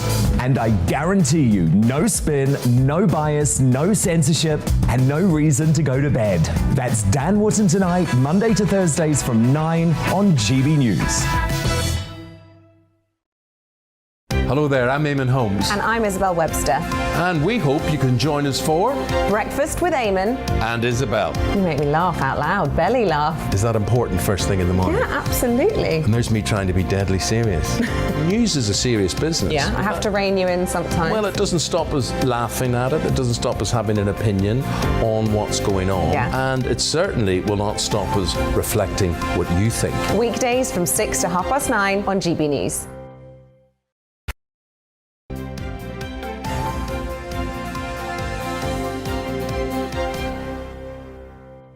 You're tuned into Breakfast here on GB News. We're coming to you live through your radio and through your television. Hope you're enjoying the show so far. It's certainly very nice to have you on board. We're going to bring in our political correspondent, Tom Harwood. He joins us in the studio this morning to talk about our own exclusive GB News polling, which had some sort of uncomfortable reading, one would suggest, for number 10. Some incredibly uncomfortable reading. And I think the first thing to note is that when we do a poll like this, commission a poll like this, as GB News has done, this is very different from the sort of social media Twitter polls that sometimes you see online. This is a representative sample of people across the country getting a broad brush stroke of what the real opinion in the country is, rather than self-selecting groups of people online. So what we found is that 83% of people believe that Boris Johnson broke lockdown rules, which is a staggeringly high percentage. Not only that, but 44% of people now think that they wouldn't follow future rules were they introduced, because they believe the people setting these rules haven't been following them. And perhaps most damningly, just 23% of people now think Boris Johnson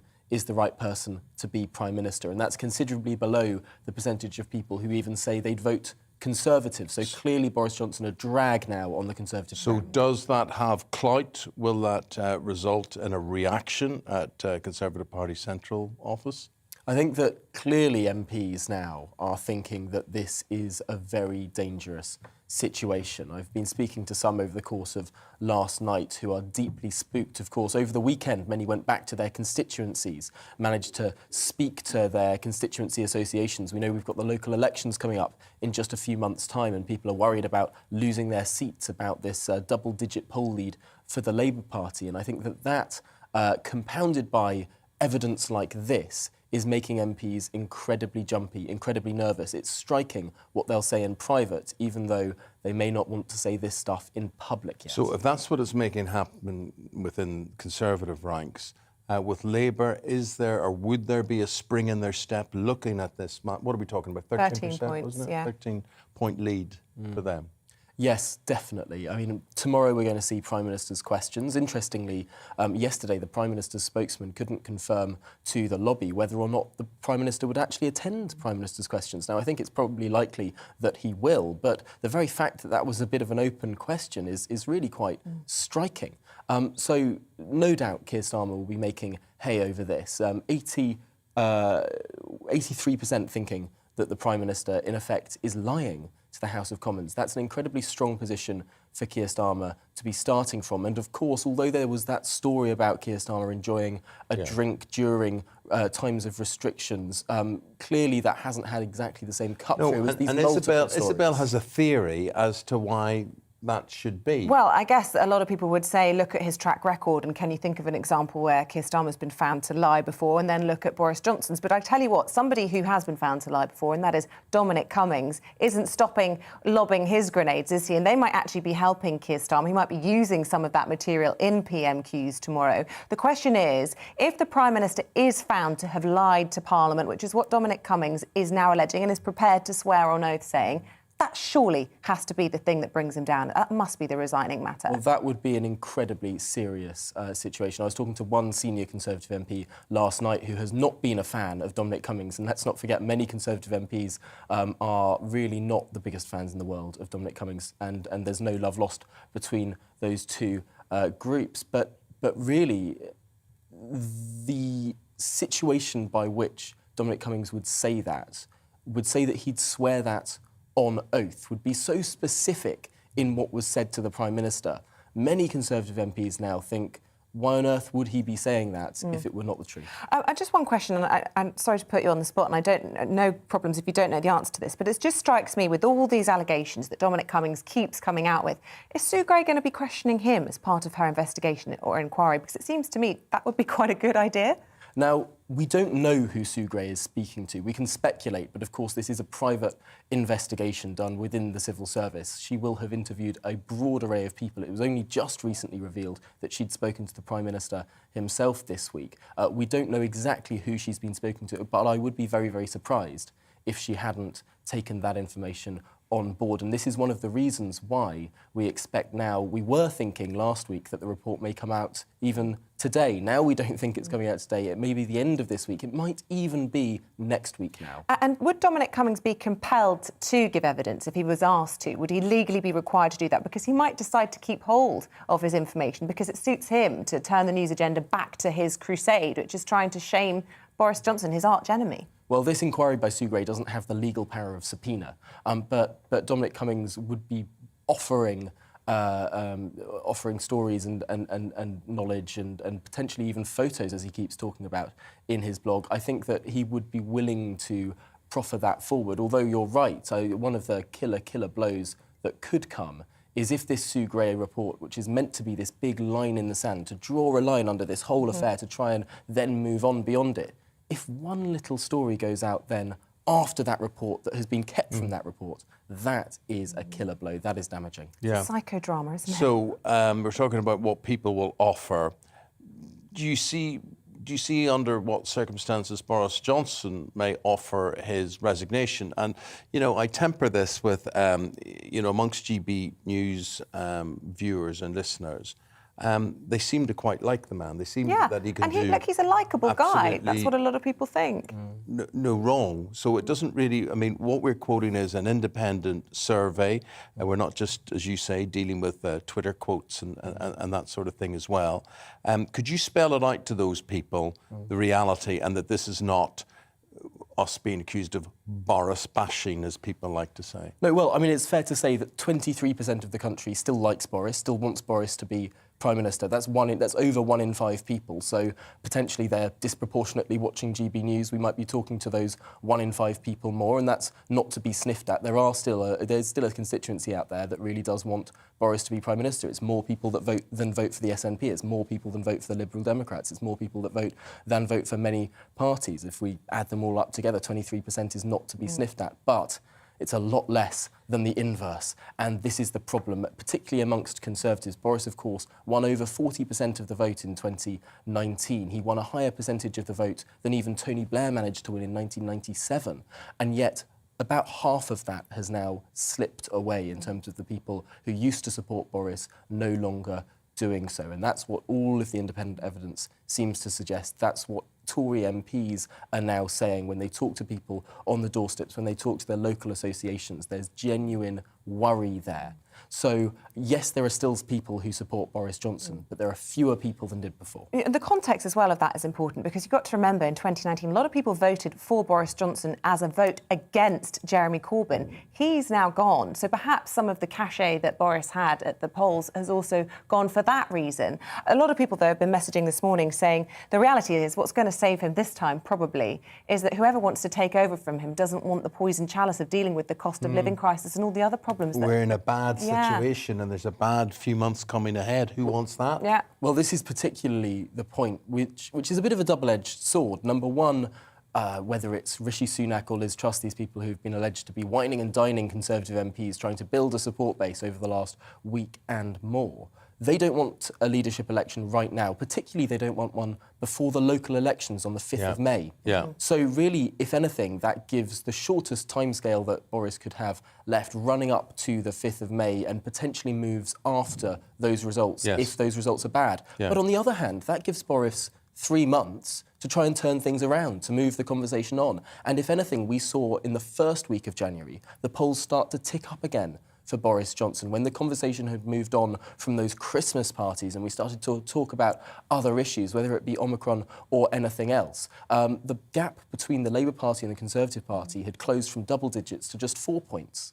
So when the conversation moves on, and it's very hard to see in the eye of the storm, in the middle of the scandal, potentially if Russia were to invade Ukraine if Boris Johnson were to abolish all of these remaining coronavirus restrictions, potentially we'd have a very different conversation leading all the news bulletins. Potentially people would still be angry about Boris Johnson over these parties, but they wouldn't be at the forefront of people's minds. That might be a route out for him. But it's so hard to gauge right now when we're in the middle of this story, when we're in the middle of this crisis. Well, thank you for your analysis, Tom, into that exclusive GB News poll that we ran across the country. So it makes interesting reading. All the details online, you can find them on our website. Tom Harwood, our political, what are you, editor? Correspondent. Correspondent. Well, thanks for the promotion, though. That's very kind. Well, you'll deserve that promotion. That'll be good. That'll be good. So basically, we're going to take a break, and when we come back, yes, we're going to be talking about the effects of Blue Monday. Are you still feeling them?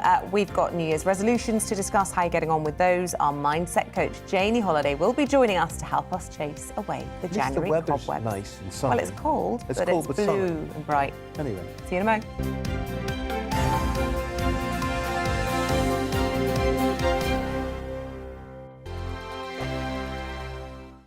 Hello there, I'm Eamonn. And I'm Isabel. And you're watching the GB News digital stream across the United Kingdom. And around the world.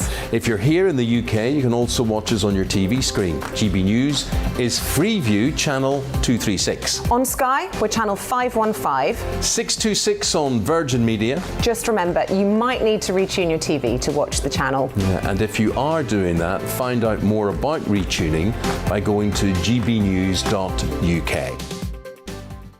Join my show Farage, 7 p.m. till 8 p.m. Monday through Thursday. And there you will get opinion, analysis, debate, and I'll cover stories that nobody else dares to touch.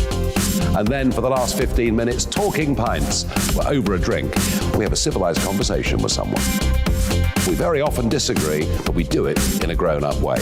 Come and join me on Farage.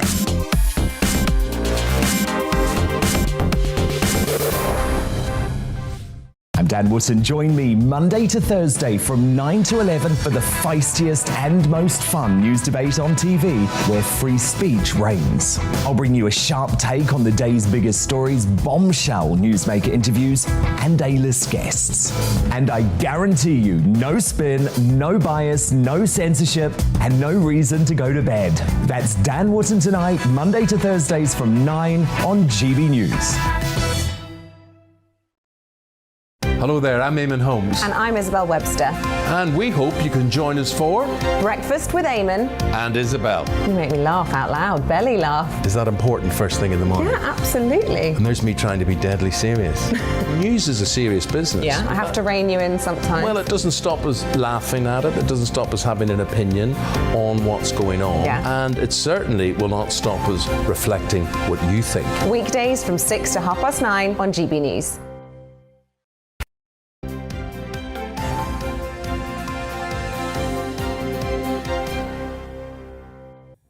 Welcome back to Breakfast. It is 8:31. These are the headlines.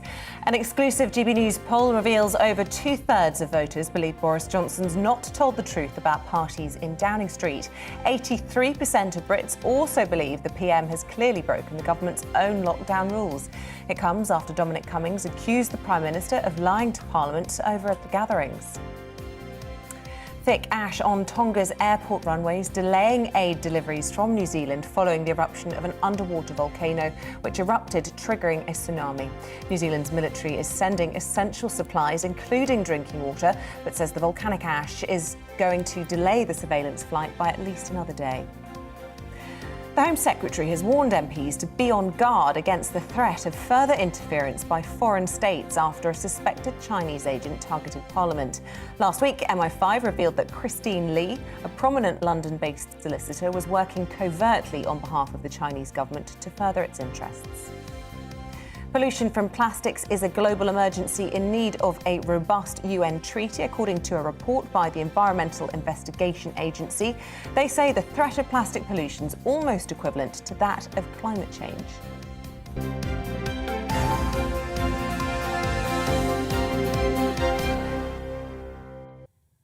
We're getting stuck into the newspapers again with Martin Dobney. Deputy Leader of the Reclaim Party, and Polly Mackenzie, who's the Chief Executive of Demos. These two are not short of opinions or analysis. And Martin, we're going to begin with you. You've lumped the NHS and the BBC together. Why? Yeah, so Melanie Phillips in today's Times, she's never normally short of an opinion or two to inflame. Today she doubles down by saying the BBC and the NHS are sacred cows that need to change. Initially with the BBC, she claimed that its cultural leaders represent the nation by saying it's intrinsically racist and bad, and the BBC now divides us. She points clearly to a political bias during Brexit. That represents my own experience as an MEP. I was always the only Brexiteer on a panel on all the big political shows on the BBC, from Question Time, Daily Politics Live, and so on and so forth.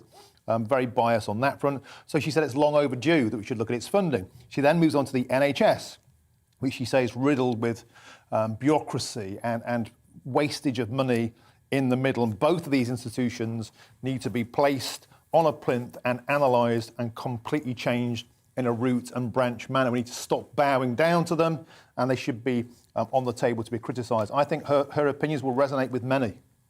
Except when you're sick. When I had my COVID and my vital signs were all over the place, and my temperature was too high, my heart rate was too fast, my blood pressure was too high, there was all sorts of things going on, quite scary, right? And they say, you need an ambulance. And I went, right, okay. But we haven't got an ambulance. You'll wait hours for ambulance, right? And so can you get your own way to hospital? And you do, but you're scared the whole way. And you think, say something happened to me if I had a fit or a seizure or a heart attack or something like that. So what I'm really saying here, Polly, is in times of need, the NHS particularly, try telling people now there's too much bureaucracy with the NHS. They just want to know it's there. It's there for their family, for their friends, for themselves. And when you're scared, Martin, you want it there. I think it's about a reallocation of resource and where should the money be better spent. But maybe it's never been loved more so than it is now. No, but if we continue to treat the NHS as the bottomless pit of money, which is a very socialist position, which is what the Conservatives are doing, then I think Melanie makes the point we're doing it a disservice. Why not have a conversation about overhauling it? And she points to the fact European countries where you pay a similar duty to national insurance have more efficient healthcare services. So why are we wedded to this idea of the NHS? And surely we should look to reform it. I'm cool with reforming things, right? The BBC, the NHS, no institution should be protected from reform, from innovation. Of course not. I think the rubber hits the road, though, when you start to say, well, what should change? I think there's a case for a social insurance model. Something I think weird about NHS debates in this country. People say if you're reforming it, you're turning it into a US-style privatised system. It's not the case. There's lots of alternative models across Europe. But actually, there's a lot to be said about the model that we have in the United Kingdom.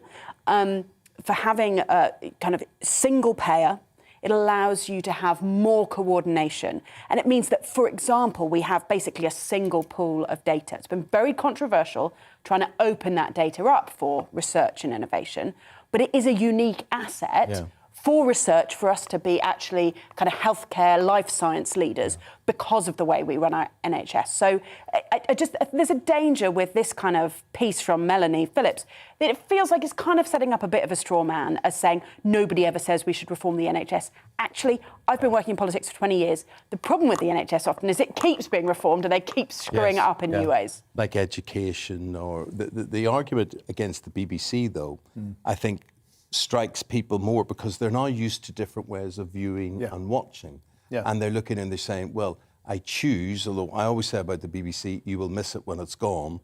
And but people are used to paying subscriptions. I mean, I ask you, any subscription you pay to Sky, Apple, Netflix, whatever, it's more than 157 quid than you're paying to the BBC. People will argue, I would say to you, you get community radio in all of that, you get local programming made, you get quality. There's lots of things I would say. There's lots of things the BBC have shot itself in the foot with, and I think charging pensioners for the licence fee, people over 75, absolutely, what an own goal. What sort of idiot thought that was a good idea to support that? Yeah, I mean, it came across as cruel and punitive. Yeah, and it was. The most vulnerable members of society, especially during the pandemic, you know, when television was the only kind of entertainment a lot of people had who were living in isolation. So I do think people are used to paying for things now, you're right, but let the market decide in that case. Put this to the market. If people choose to pay for the BBC as a subscription service, great. But why should it be underpinned by the taxpayer indefinitely? Of course, I mean, nothing should be indefinite, but there is something about holding a nation together, about the institutions that we share. There's a kind of a conservative instinct there to protect. Something about feeling British is connected in lots of people's ways to the BBC and the NHS. But it's historical. It's the Vicar of Dibley, it's Morecambe and Wise, it's One Foot in the Grave. It's all things that are cuddly and nice and everybody likes. But where he's right about the divisive bit is the fact that people believe the news agenda is somewhat different. People don't talk about Channel 4 news agenda, which is obviously always different. Really biased as well. But you're right, you're saying basically people perceive news and current affairs as being lectured to. Yeah, and it's not just perception either, it's the facts. If you look at the panellists on Question Time during the Brexit referendum, it was 75% of the politicians were Remainers. Well, that's because Remainers are generally politicians. But it was 65%, two-thirds of overall guests were Remainers. And now there's this monolithic debate about climate change has to be taken as rote, as biblical. If you challenge 99% of scientists would say that. So 99%? Of climate scientists. The ones that get on the BBC, that's for sure. No. That's the point. There's a completely biased argument and there's no counter-argument allowed. The BBC, because if you do, you're a climate change denier, whereas in actual fact there are many reasons that the climate is changing. Some of it may be man-made, but there are other forces too, which have operated since the beginning of time. The point is that debate isn't happening on the BBC.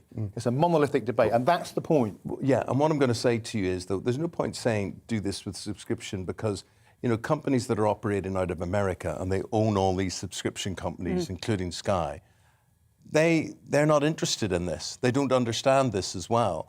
And I think that don't think that they aren't imposing their whole woke ideas on society and everything else that's happening. Getting rid of the BBC is just not going to be the answer because it's going to hit you from everywhere. ITV's woke, you know, Sky Sky's News, woke. You know, you could go on. Every advert you see on TV is woke. The other thing to remember is that the BBC does lots of public interest journalism and also public service broadcasting, including the World Service, which gets a taxpayer subsidy, including CBeebies, which I think most parents would literally weep to see the end of. And so it's not, I don't think it's right to just suggest that you can just replace that with a completely market-only solution. And most of the options that are out there suggest some sort of taxpayer-funded subsidy to support those public service functions. The BBC's education role, the way it supports the Open University and kind of massive open educational courses, right from kind of toddlership to you know, PhD level. So I think if you just assume that you can just abolish the BBC, what will happen, perfectly understandably, as we've seen in the media, is the disaggregation, so that the stuff that's most popular will absolutely still be provided. But the stuff that's expensive, like community radio, like local reporting, won't happen. I understand what you're and so saying. you need to have something But you know to what's sustain really it. expensive? And I was making a plea for how hard behind-the-scenes staff, production managers, researchers, producers and whatever work at the BBC, and their rate of pay is not top-notch. Neither is the rate of pay for most presenters. But all people see is Jane Windward here. I mean, she's saying, Holmes insisting BBC employees work hard for the money and you get loads of bang for your buck. Yet Lineker gets paid £3,500 a day for one appearance a week. And that's all. Personally, I'd be happy to lose all of the football programming. But I kind of get the sense that might not be a very populist position, just, you know. Well, it's not just the football programmers. I mean, if the market rate decides, if Gary Lineker is worth millions of pounds a year, let the market decide. But I don't think he is. I don't think any of the BBC news presenters should be paid £500,000 a year out of taxpayers' money if prisoners facing jail. It's grotesque. I think people are sick of it. And if it represents value for money, let's see the money being spent in a common sense way. And that doesn't include huge salaries for overpaid lovies. OK. We were talking about NHS reform there, Polly, and you go to the Times, front page of the Times, and we've got Sajid Javid here, the Health Secretary, planning an NHS revolution What's he basing that on? How's that going to come about? I think most people should feel a shudder of fear if you hear a proposal from a Secretary of State for an NHS revolution. Matt Hancock, the previous Health Secretary, had a plan, which is going through Parliament, for reform, which was going to be integrated care systems. So trying to get hospitals, primary care, GPs and social care to work together in a local area. Sajid Javid is now coming forward with a set of proposals that was essentially just like academies, where a failing one's taken over by potentially a chain, is to have that with our hospitals, with foundation hospitals, so the good ones take over the bad ones. Now, if that happens within a local area to create integration, there's potentially some benefit from that. But if instead, as we see with academies, you get sprawling, non-geographical chains, the danger is that undermines the previous planned set of reforms around geographical integration, making sure care homes and hospitals and GPs are all working together.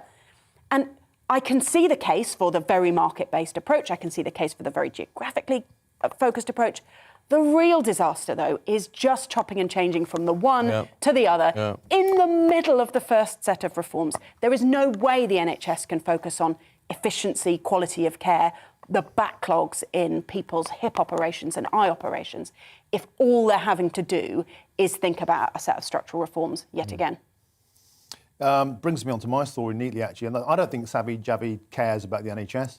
He doesn't care about NHS workers. If he did, why is he threatening to sack 80,000 frontline workers unless they get jabbed? And that starts in 2 weeks' time. There are 80,000 of these people, 6% of the entire workforce. The workforce is 76% women. They have valid reasons often. People with medical concerns about allergies, the disproportionate effect of black and ethnic minority communities who are more hesitant to take the vaccine. We know that culturally because of legacies abroad. Pregnant women, until very recently, it was NHS own advice to not take the vaccine if you're planning to get pregnant. Now, all these are valid concerns. Is it a valid concern that these people would spread the virus any more so than anyone else? Well, we already know that hospitals are the most likely place you'll catch COVID in all of Britain. So it's unlikely that will change. But the fact of the matter is, there are already 100,000 NHS vacancies. What madman would add 80,000 on top of that during a pandemic? It makes no sense. Well, I say your phrase makes a lot of sense. Yeah. But you might also ask what madman would close off the United Kingdom to the huge pool of workers from the European Union, just as we go through this period as well. Well, that's because the electorate said that should be the case, and so therefore we listen to democratic outcomes. Yeah, but again, there's massive, excuse me, I should have silenced this. That's my fans agreeing with me. Massive public consent for these vaccine mandates within the NHS. So if you're just going to follow public opinion, then that's fine. That's a valid way to make your decisions. It's heartless, but it's unpractical. But I just say what we have to recognise is there's huge labour shortages in our public services. There's huge labour shortages in our hospitality, in our agriculture, and that's partly because we as a country made a decision that we didn't want as many lower skilled foreign workers in our country. Yeah, because big and we are now business was bearing addicted to cheap labour. We're bearing the consequences of that. But in short, if you were running a department in the NHS or the NHS, would you say you're not vaxxed, you're not working? I think it would really for me, I would focus that vaccine mandate on the highest intensity areas where people are getting the closest exposure to patients. Yes, you would sack people. But I wouldn't push it through the entirety of the NHS. I would think about, as you say, hospitals are pools of infection, whereas a community nurse, I think it's wrong. It might be less and a year ago, we were told the same government were telling us to get on our doorsteps and applaud these people. Now they're going to sack them. It's grotesque. OK. Very strong point on which to end. At GB News, please let us know via tweet. You've been listening and watching Martin Dobney and Polly Mackenzie there debating the stories in the papers today. Thank you both for your work throughout the morning. Thank you both very much indeed. Isabel. Another big issue we've been talking about this morning is what can happen to you if you have a bad night's sleep. Well, apparently, it can leave you feeling lousy, irritable and unmotivated. As a nation, we just aren't sleeping enough. And a little bit earlier, we spoke to sleep expert Laurie Smith, who co-authored a report analysing poor sleep. And I started by asking him why it could lead to social inequalities. Well, I suppose that the pandemic provides a good example of this. There's a study that came out of the University of Southampton about a year or so ago that sort of compared people's sleep both before the pandemic and after it, and about how much the sort of worrying was affecting their sleep. And they found that people from minority ethnic backgrounds, women, and people who did shift work experienced sleeplessness a lot more than other people did. And this mirrors existing social inequalities. So this raises the issue then of whether or not we should be protecting sleep as a sort of right that we're all entitled to. I know that this is something that's happened in India for lorry drivers. Do you think that you can see that happening here? Well, I think it's certainly a sort of an interesting development. There's been sort of moves by unions to push for the right to sleep by workers. There've also been some moves by employers as well to give things like sort of apps and wearables. But what I'm sort of particularly interested in are things like sort of the grassroots movements that are pushing for the rights to rest. So there's things like the nap ministry in Atlanta, which is sort of pushing against the current political and economic system and sort of see the right to rest as really important to that. And also, you might have heard of the lying flat movement in China, where young people are rejecting the 9-6-6 culture, where people have to work 9 till 6 days a week, and instead want a bit more free time, and perhaps want to use a little bit of that to do some more sleeping. One of the arguments, I suppose, from businesses about, not wanting their staff to go into a sleep pod or take time off to go and have a nap in the middle of the day is that obviously that's bad for revenue. But I was reading that apparently it costs the government, UK economy in lost revenue, this lack of sleep, something like £30 billion. How can that be so? Yes, absolutely. So there was some research by the think tank RAND a few years ago that sort of came up with those figures. And I suppose the sort of consequence of that comes from things like people not necessarily turning up to work because they're so tired, or even things like presenteeism, when people turn up, but because they're so tired, they're not as productive, they're not as creative. Also, there's things like sort of the risk of workplace accidents as well. So all of that adds up to quite a big impact on the economy. Oh dear, see, it has an impact on the economy and it can cause accidents at work. Got to get your early nights in, Eamonn. That was one of your New Year's resolutions, wasn't it? I know it was. But what if your body just doesn't want to do it? Well, your body doesn't want to go to bed early because you snooze in the day. You sound like my wife. I'm not telling you off. I'm just saying yesterday I didn't have a nap and I passed out as soon as I went to bed because I was exhausted from my 3 a.m. alarm call. So try that. Or maybe not, yeah. Well, they say yesterday, it's not a good week this week. It was Blue Monday yesterday, though I think the weather, if there's sunshine, it is cold. Does help. Oh, definitely. Yeah. Blue sky, whether it's warm or cold, is very, very good. But so this week, a lot of you will find it hardest to adjust to your New Year resolutions and stick to commitments like going to bed early or, in Isabel's case, dry January. You're not trying that. What? You're not trying dry January. No, I don't have to try dry January. Anyway, we're halfway through the month, so we need a bit of motivation. And so who better to help us along the way than Janie Holiday, our regular mindset coach on the programme. Very warm welcome to you, Janie. Come on then. How do we motivate ourselves to do the things we really don't want to do when we're really flagging in this sort of miserable Blue Monday, January, Tuesday? Good morning, guys. Hi, everyone. Well, there's no magic motivation pill, that's for sure, I'm afraid. But there are some key things that you can do. First of all, motivation is an inside job. No one else can motivate you. Other people can inspire you. That's to breathe life into. But ultimately, if you don't actually do what you want to do and it doesn't get done, it is no use. So a couple of key things, particularly, as you say, halfway through January, where people can often drop their New Year's resolutions. The willpower can go. You've got to get really clear, really, on the reasons that you are struggling to keep going. A lot of people do this. They ask themselves, why can't I do this? Why am I finding it so hard? Why actually creates an emotional and defensive response to the brain. So you're far better to just take some time and think, what are the specific reasons that I'm finding this hard right now? As I just mentioned, people use willpower a lot this time of year, and that can often be short-lived. So my today is to really ask yourself, what is your magic why, the real magic why of you doing something? And that can be very emotional, it can be personal. Am I still talking here? It looks like there's a bit of a tech problem. You are.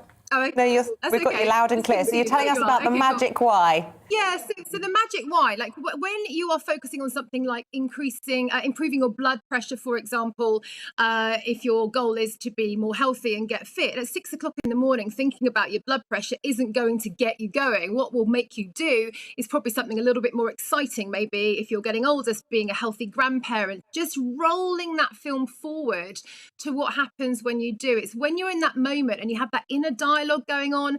Isabel, you talked about that yesterday with your dry January at the weekend. It's all about managing what you're talking to yourself, how you're talking to yourself, and what you can do to create what I call inspired action, which is far more exciting than willpower. When you used an interesting phrase there, you said, roll that film forward. You mean see the developed, see the end picture? Is that what you're saying? Yeah, so what happens is in that moment, we get really fixated. So let's use Isabel. Yesterday, you talked about the weekend you wanted to have some wine. So in that moment, you will have been visualizing, you would have been actually in your brain visualizing, like what it would feel like, what it would taste like, how it would make you feel. You probably started to convince yourself, oh, I've done 2 weeks. It's okay. There's the justification coming in. And at that moment, the best thing you can do is roll the film forward to perhaps the next day when you've managed to push yourself through that weak point and how good you're going to feel, and then remind yourself of all the other people doing dry January. And actually, Isabel, you mentioned about how your husband helped you at the weekend, right? He was the one that kind of convinced you to carry on. So teamwork and camaraderie when you are wanting to make changes is so important, because if it was easy to motivate yourself, everyone would do it. So it's working out how you can stick with it.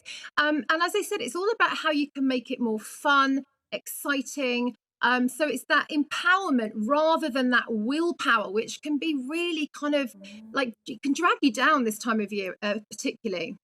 How important is the environment that you're in to make you effective at doing things? Because I find if I get home and the house is quiet after I've done a shift here, I can't get anything done. But as soon as the kids come home from nursery and from school, I'm unloading the dishwasher, which I could have opened 4 hours earlier. But, I was using that time, wasting that time, really. Well, as soon as the kids are back, I'm buzzing about We do punish non-stop. yourself when you say things like wasting. I mean, I went round to Isabel's house the other night and it was, what would be, I totally understand, she's two, how old are... They are 3 and 6. 3 and 6, and lovely, lovely children.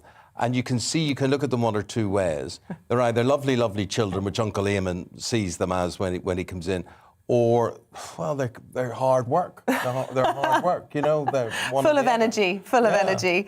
Yeah, exactly. So, how can you get yourself in an optimum environment to get yourself there doing the things you need to do?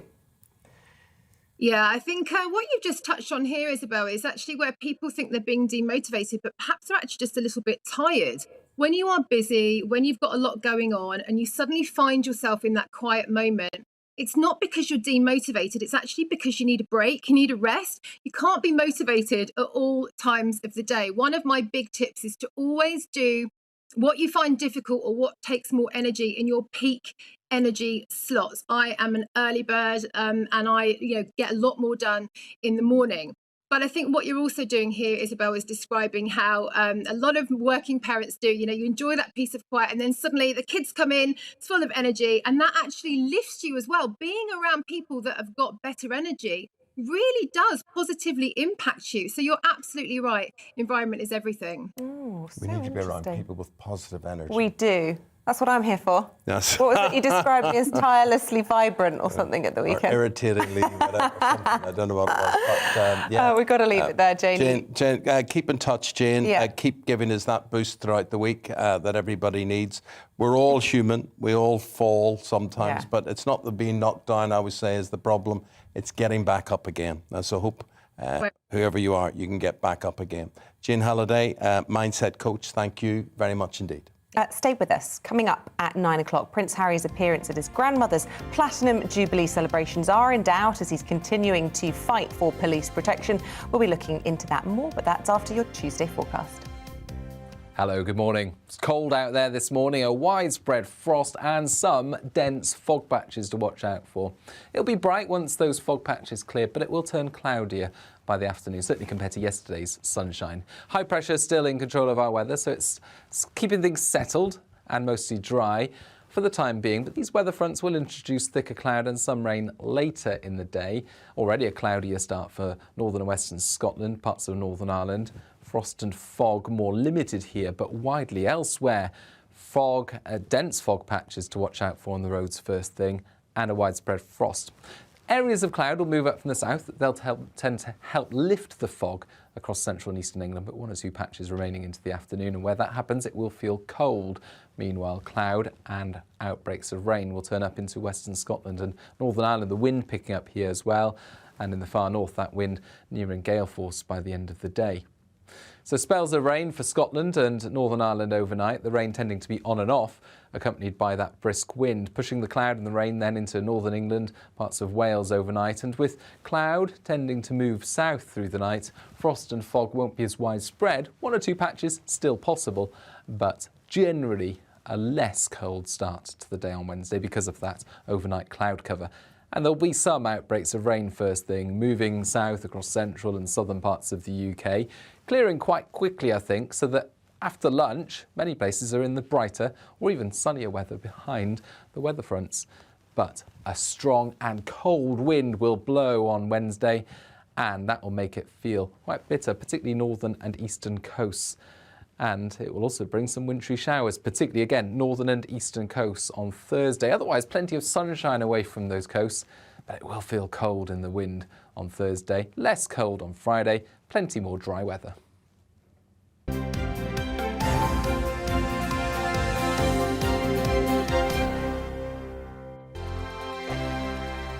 Hello there, I'm Eamonn. And I'm Isabel. And you're watching the GB News digital stream across the United Kingdom. And around the world. If you're here in the UK, you can also watch us on your TV screen. GB News is Freeview channel 236. On Sky, we're channel 515. 626 on Virgin Media. Just remember, you might need to retune your TV to watch the channel. Yeah, and if you are doing that, find out more about retuning by going to gbnews.uk.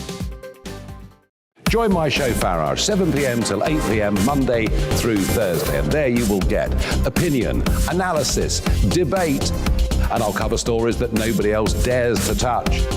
And then for the last 15 minutes, talking pints. We're over a drink. We have a civilized conversation with someone.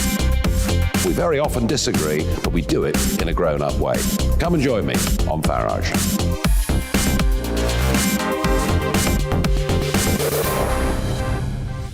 I'm Dan Wootton. Join me Monday to Thursday from 9 to 11 for the feistiest and most fun news debate on TV, where free speech reigns. I'll bring you a sharp take on the day's biggest stories, bombshell newsmaker interviews, and A-list guests. And I guarantee you, no spin, no bias, no censorship, and no reason to go to bed. That's Dan Wootton tonight, Monday to Thursdays from 9 on GB News. Hello there, I'm Eamonn Holmes. And I'm Isabel Webster. And we hope you can join us for Breakfast with Eamonn and Isabel. You make me laugh out loud, belly laugh. Is that important first thing in the morning? Yeah, absolutely. And there's me trying to be deadly serious.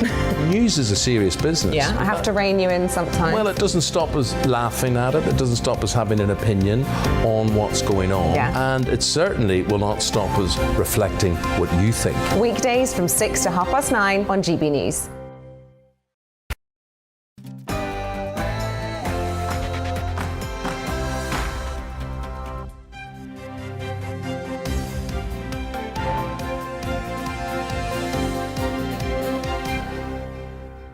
Quick time check with you. It's just gone 9 o'clock. It's Tuesday, January the 18th. You're watching Breakfast and listening to Breakfast on GB News with Eamonn and Isabel. We are live across the whole of the UK on both your TV and your radio, so wherever you are, you can take us with you this morning. Don't forget, on YouTube and on the GB News app. Coming up, poor polling for the Prime Minister. GB News finds that 83% of you think he did break COVID rules during lockdown. Looking at those results with our political correspondent Tom Harwood very shortly as to what this all means for Boris Johnson's future. Meanwhile, Dominic Cummings says he'll swear under oath that the PM is lying about Downing Street parties. We're asking, who do you believe? And something we were talking about yesterday, the Duke of Sussex says he's not able to bring his family back to Britain because it's too dangerous without police protection. Well, today we'll be speaking to a bodyguard about whether Prince Harry is being reasonable or not? That's coming up very shortly. Plus, don't forget you can join in all of our discussions by emailing gbviews at gbnews.uk, or you can use Twitter at gbnews.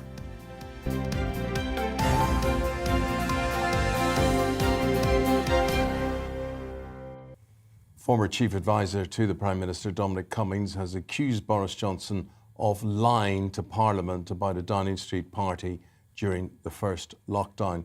Cummings says he's prepared to swear under oath that he warned the Prime Minister not to go ahead with the gathering and that he needed to get, quotes, a grip off the madhouse. Well, in an exclusive GB News poll, over 2/3 of you believe Mr Johnson's not told the truth about parties in Downing Street. Meanwhile, a massive 83% of you believe he's clearly broken the government's own lockdown rules. And another interesting part of this is that 44% of you feel no obligation to follow any further lockdown restrictions if they were introduced. Well, so there we go. Tom Harwood joins us now for his analysis on this. And therein lieth the crux. I mean, don't do as we do, just do as we say, and people don't like it. That's right. This is so damaging for Boris Johnson, because it's not just those who were in favour of restrictions who think it's outrageous that Boris Johnson and people within Number 10 are alleged to have broken those restrictions. It's also people who were against the restrictions, thinking the hypocrisy here is really what matters. And so what we're seeing is actually amongst Conservative supporters quite a considerable drop in support, and that's what's really driven down the Prime Minister's approval ratings over the last 2 weeks. He's always been unpopular with a certain section of the public. People who tended to vote Remain, vote Labour, have never liked Boris Johnson a huge amount. But crucially, in the last couple of weeks, support amongst Conservatives has dropped. And in this poll carried out by GB News, we found that just 23% of Brits want Boris Johnson to continue as Prime Minister, think he is the best person to be Prime Minister. That's around half of the number of people who thought that in the 2019 general election. Why, Tom, did he have Dominic Cummings by his side? What was the chemistry? What worked about that pairing? Or did it work? Well, it did at the start. So Dominic Cummings has written extensively about how that first few months of Boris Johnson being Prime Minister, how he was singularly focused on getting Brexit done, how the machinery of Number 10 works, how he describes as Boris in self-aware mode. He calls him Boris SA, Boris self-aware, when he's in that sort of mode, and was willing to expel 23 Conservative MPs from the party for not backing his position over Brexit. He was incredibly ruthless, incredibly strong, and that teamwork really worked to deliver that election result. However, then you started to get diversions, distractions. Boris self-aware, in the words of Dominic Cummings, disappeared, and you got Boris N, Boris normal. And Dominic Cummings says that this normal version of Boris, when he's not singularly focused on one task, is a mess and is a nightmare to work for. And the way that he's described the atmosphere of those days in Number 10 is really quite chaotic, and particularly this party in May 2020 is alleged to have happened, in the words of Dominic Cummings, on a day when all of this frustration was reaching a fever pitch, when the relationship had completely broken down. But this public spat between the pairing is really unedifying, isn't it? I mean, he's a very unpopular character now, Dominic Cummings, certainly in Westminster. A lot of people will say, look, he's a liar as well. The pair of them are as bad as each other. And I suppose that's why we're seeing in the polls the Labour have taken a 13-point lead now.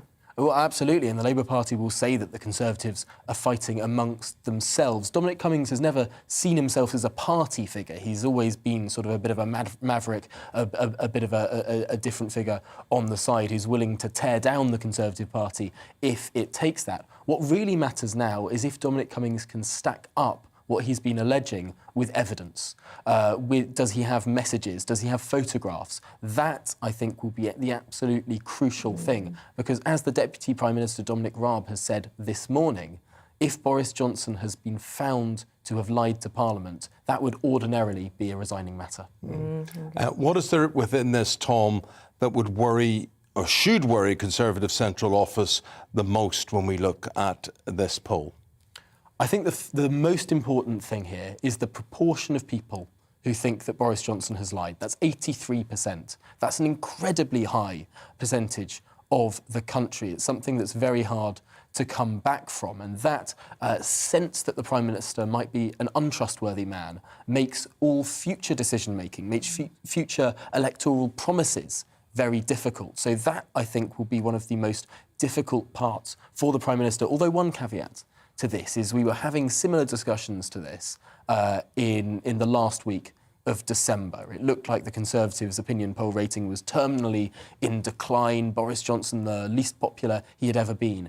And by the first week in January, that had started to tick back up again. The gap between the Labour Party and the Conservative Party was getting smaller. Some pollsters that I spoke to were actually surprised by how quickly he was able to bounce back. Yeah, recover.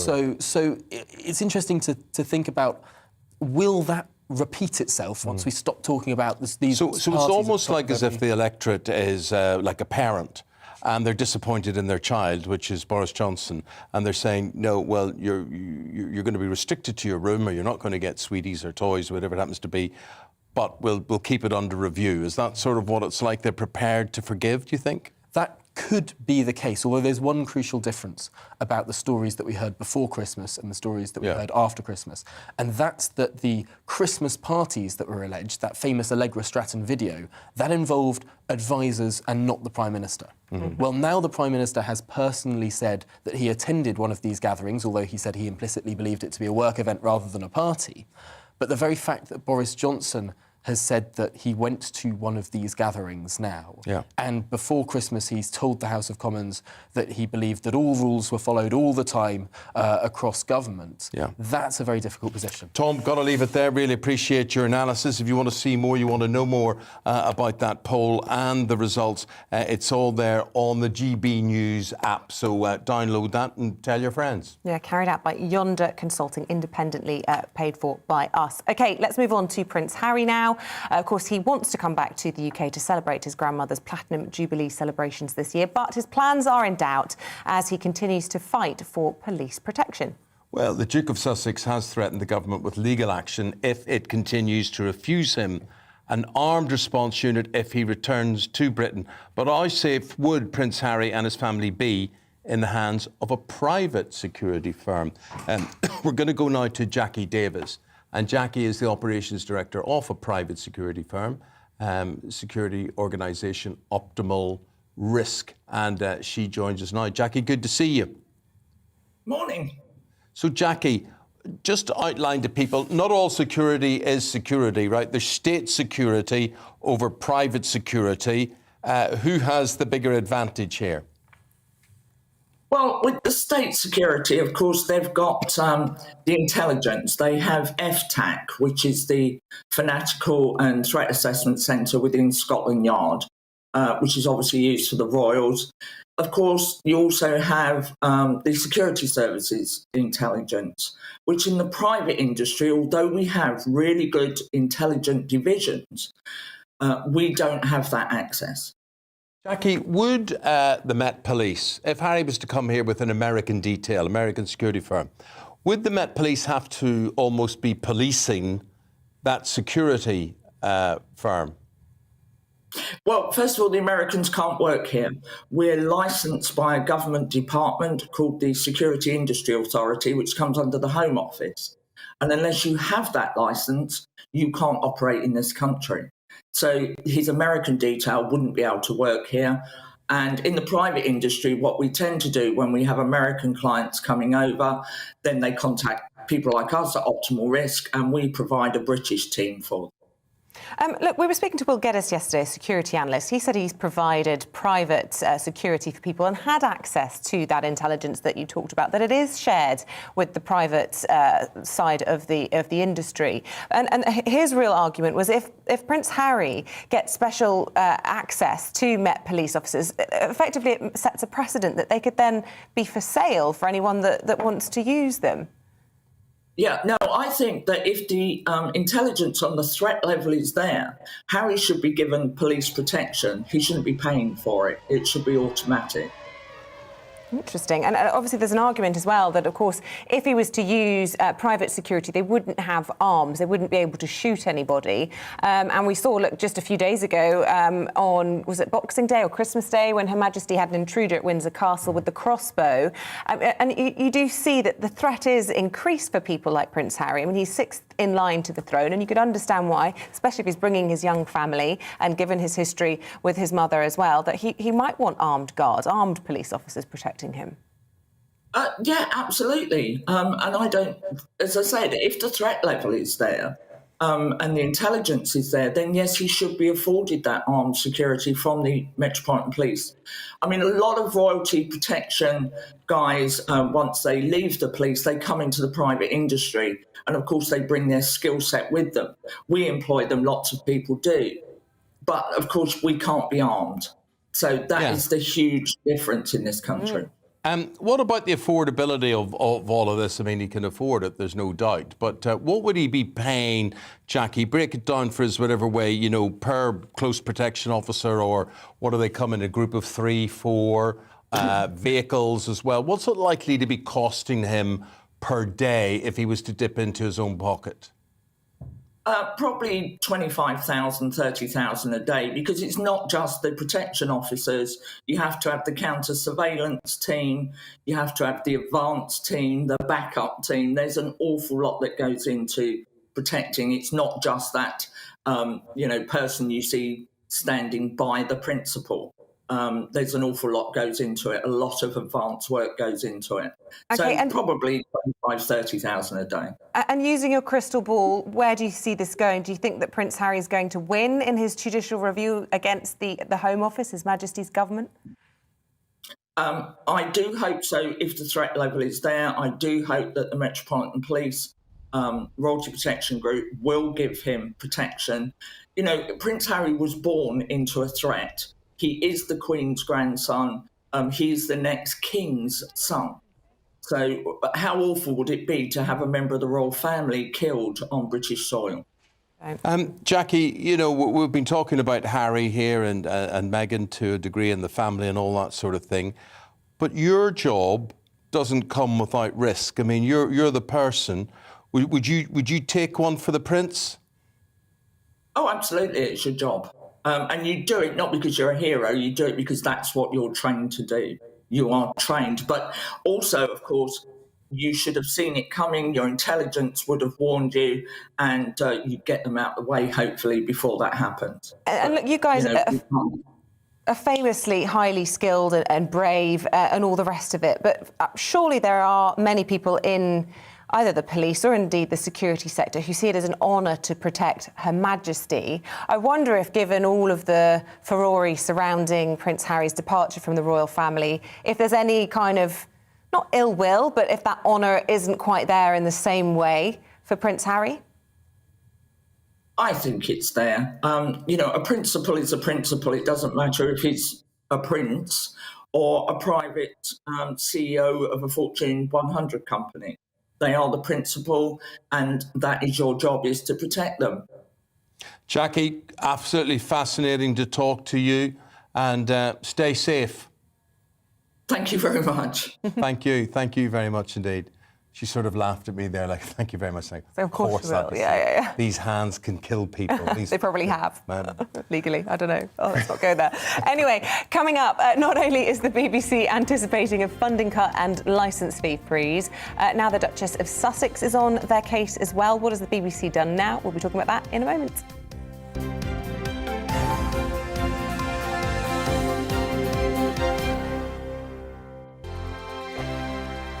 Hello there, I'm Eamonn. And I'm Isabel. And you're watching the GB News digital stream across the United Kingdom. And around the world. If you're here in the UK, you can also watch us on your TV screen. GB News is Freeview channel 236. On Sky, we're channel 515. 626 on Virgin Media. Just remember, you might need to retune your TV to watch the channel. Yeah, and if you are doing that, find out more about retuning by going to gbnews.uk. Join my show Farrar, 7 p.m. till 8 p.m. Monday through Thursday. And there you will get opinion, analysis, debate, and I'll cover stories that nobody else dares to touch. news. And then for the last 15 minutes, Talking Pints. We're over a drink. We have a civilised conversation with someone. We very often disagree, but we do it in a grown-up way. Come and join me on Farage.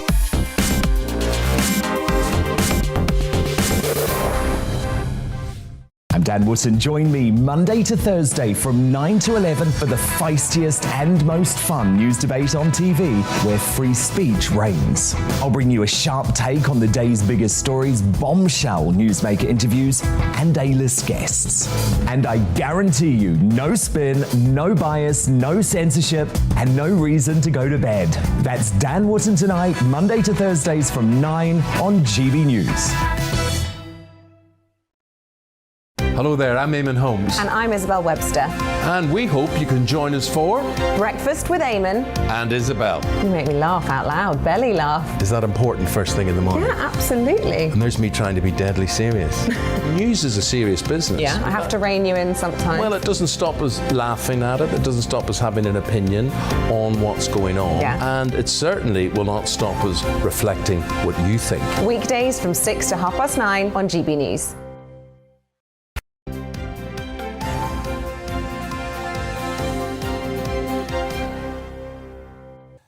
You can give many things to charity, but salt? Well, an animal charity is appealing for just that, because to help treat dozens of injured seal pups, RSPCA East Winch Wildlife Centre, Norfolk, is helping 45 of those, all requiring daily salt baths. Yeah, so there's a charity appeal that you've probably Yeah. never heard of before. And this is after a huge number of these seals washed up on the coast of Norfolk. And the East Winch Wildlife Centre treats 4,000 animals per year. We can speak to Evangelo Achilleos, who joins us now. Very warm welcome to the programme. Listen, what is all this salt required for?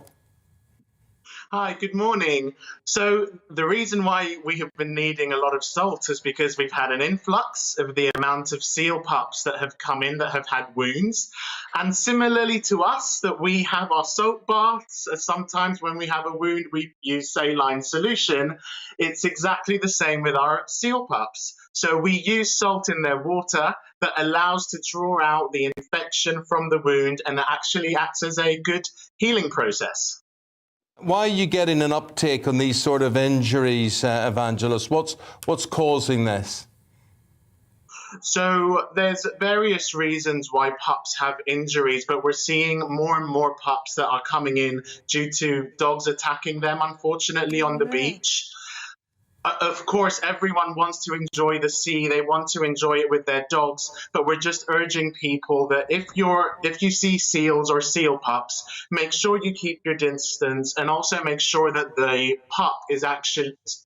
dog is on a lead to avoid going up to the seal. Because they're inquisitive, they want to play, and unfortunately that can lead to them biting the seal. But at the same time, the seal can bite the dog, so it goes both ways.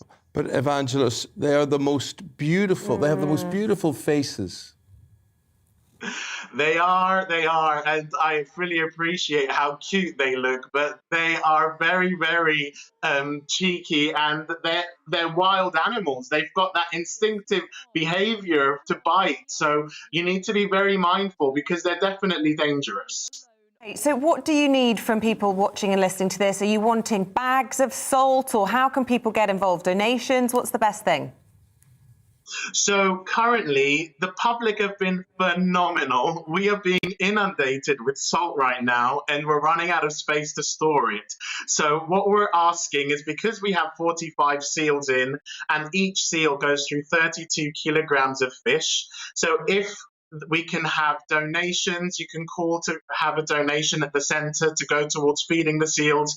But we also have an Amazon wish list that has lots of different other objects that we need, because other than seals, we also care for any other British wildlife. We've got just under 200 hedgehogs in right now, and the bird orphan season is coming up soon. So there's lots of ways of visiting our wish list or donating that can definitely help the Wildlife Centre.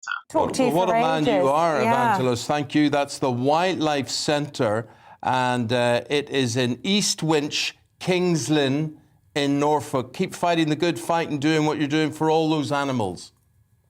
Thank you very much. Thank you very much indeed. Good luck to that. East Winch, Kingsland, Norfolk. It's the Wildlife Centre there, RSPCA. OK, we are on the wind down to the end of our show. What better way to do it than with our Showbiz news? We're talking to the Sunday Mirror's Sarah Louise Robertson today. A very warm welcome back to the show. Thank you. Look, we were teasing you a moment ago to our audience, saying that you were going to be talking about Meghan Markle's latest problems with the broadcast media here in the UK. Who's she complaining about and why now? The BBC, can you believe it? It's not us she's complaining about, it's the BBC. So there you are.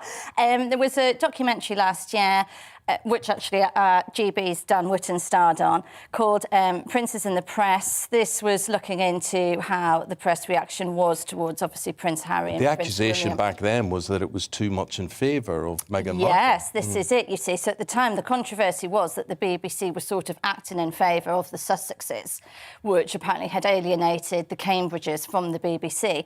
But however, Miss Markle, or Mrs Markle, or Mrs Windsor, whatever she wants to be known as now, she has complained to the BBC, demanding that they apologise. There another legal letter's gone out from her solicitor, Shillings, saying that, you know, they need to reword what they've said. They said that she misled the court. She's saying she didn't mislead, she simply couldn't remember. OK, well, I mean, specifically, we've been showing pictures of Amal Rajan. He's the man whose podcast these allegations were made on, and that's who she's targeting. So if people were wondering who that man was that we were looking at, I just wanted to explain. And if at home you couldn't see those pictures, of course, Amal Rajan, regular presenter of The One Show and media presenter on the BBC.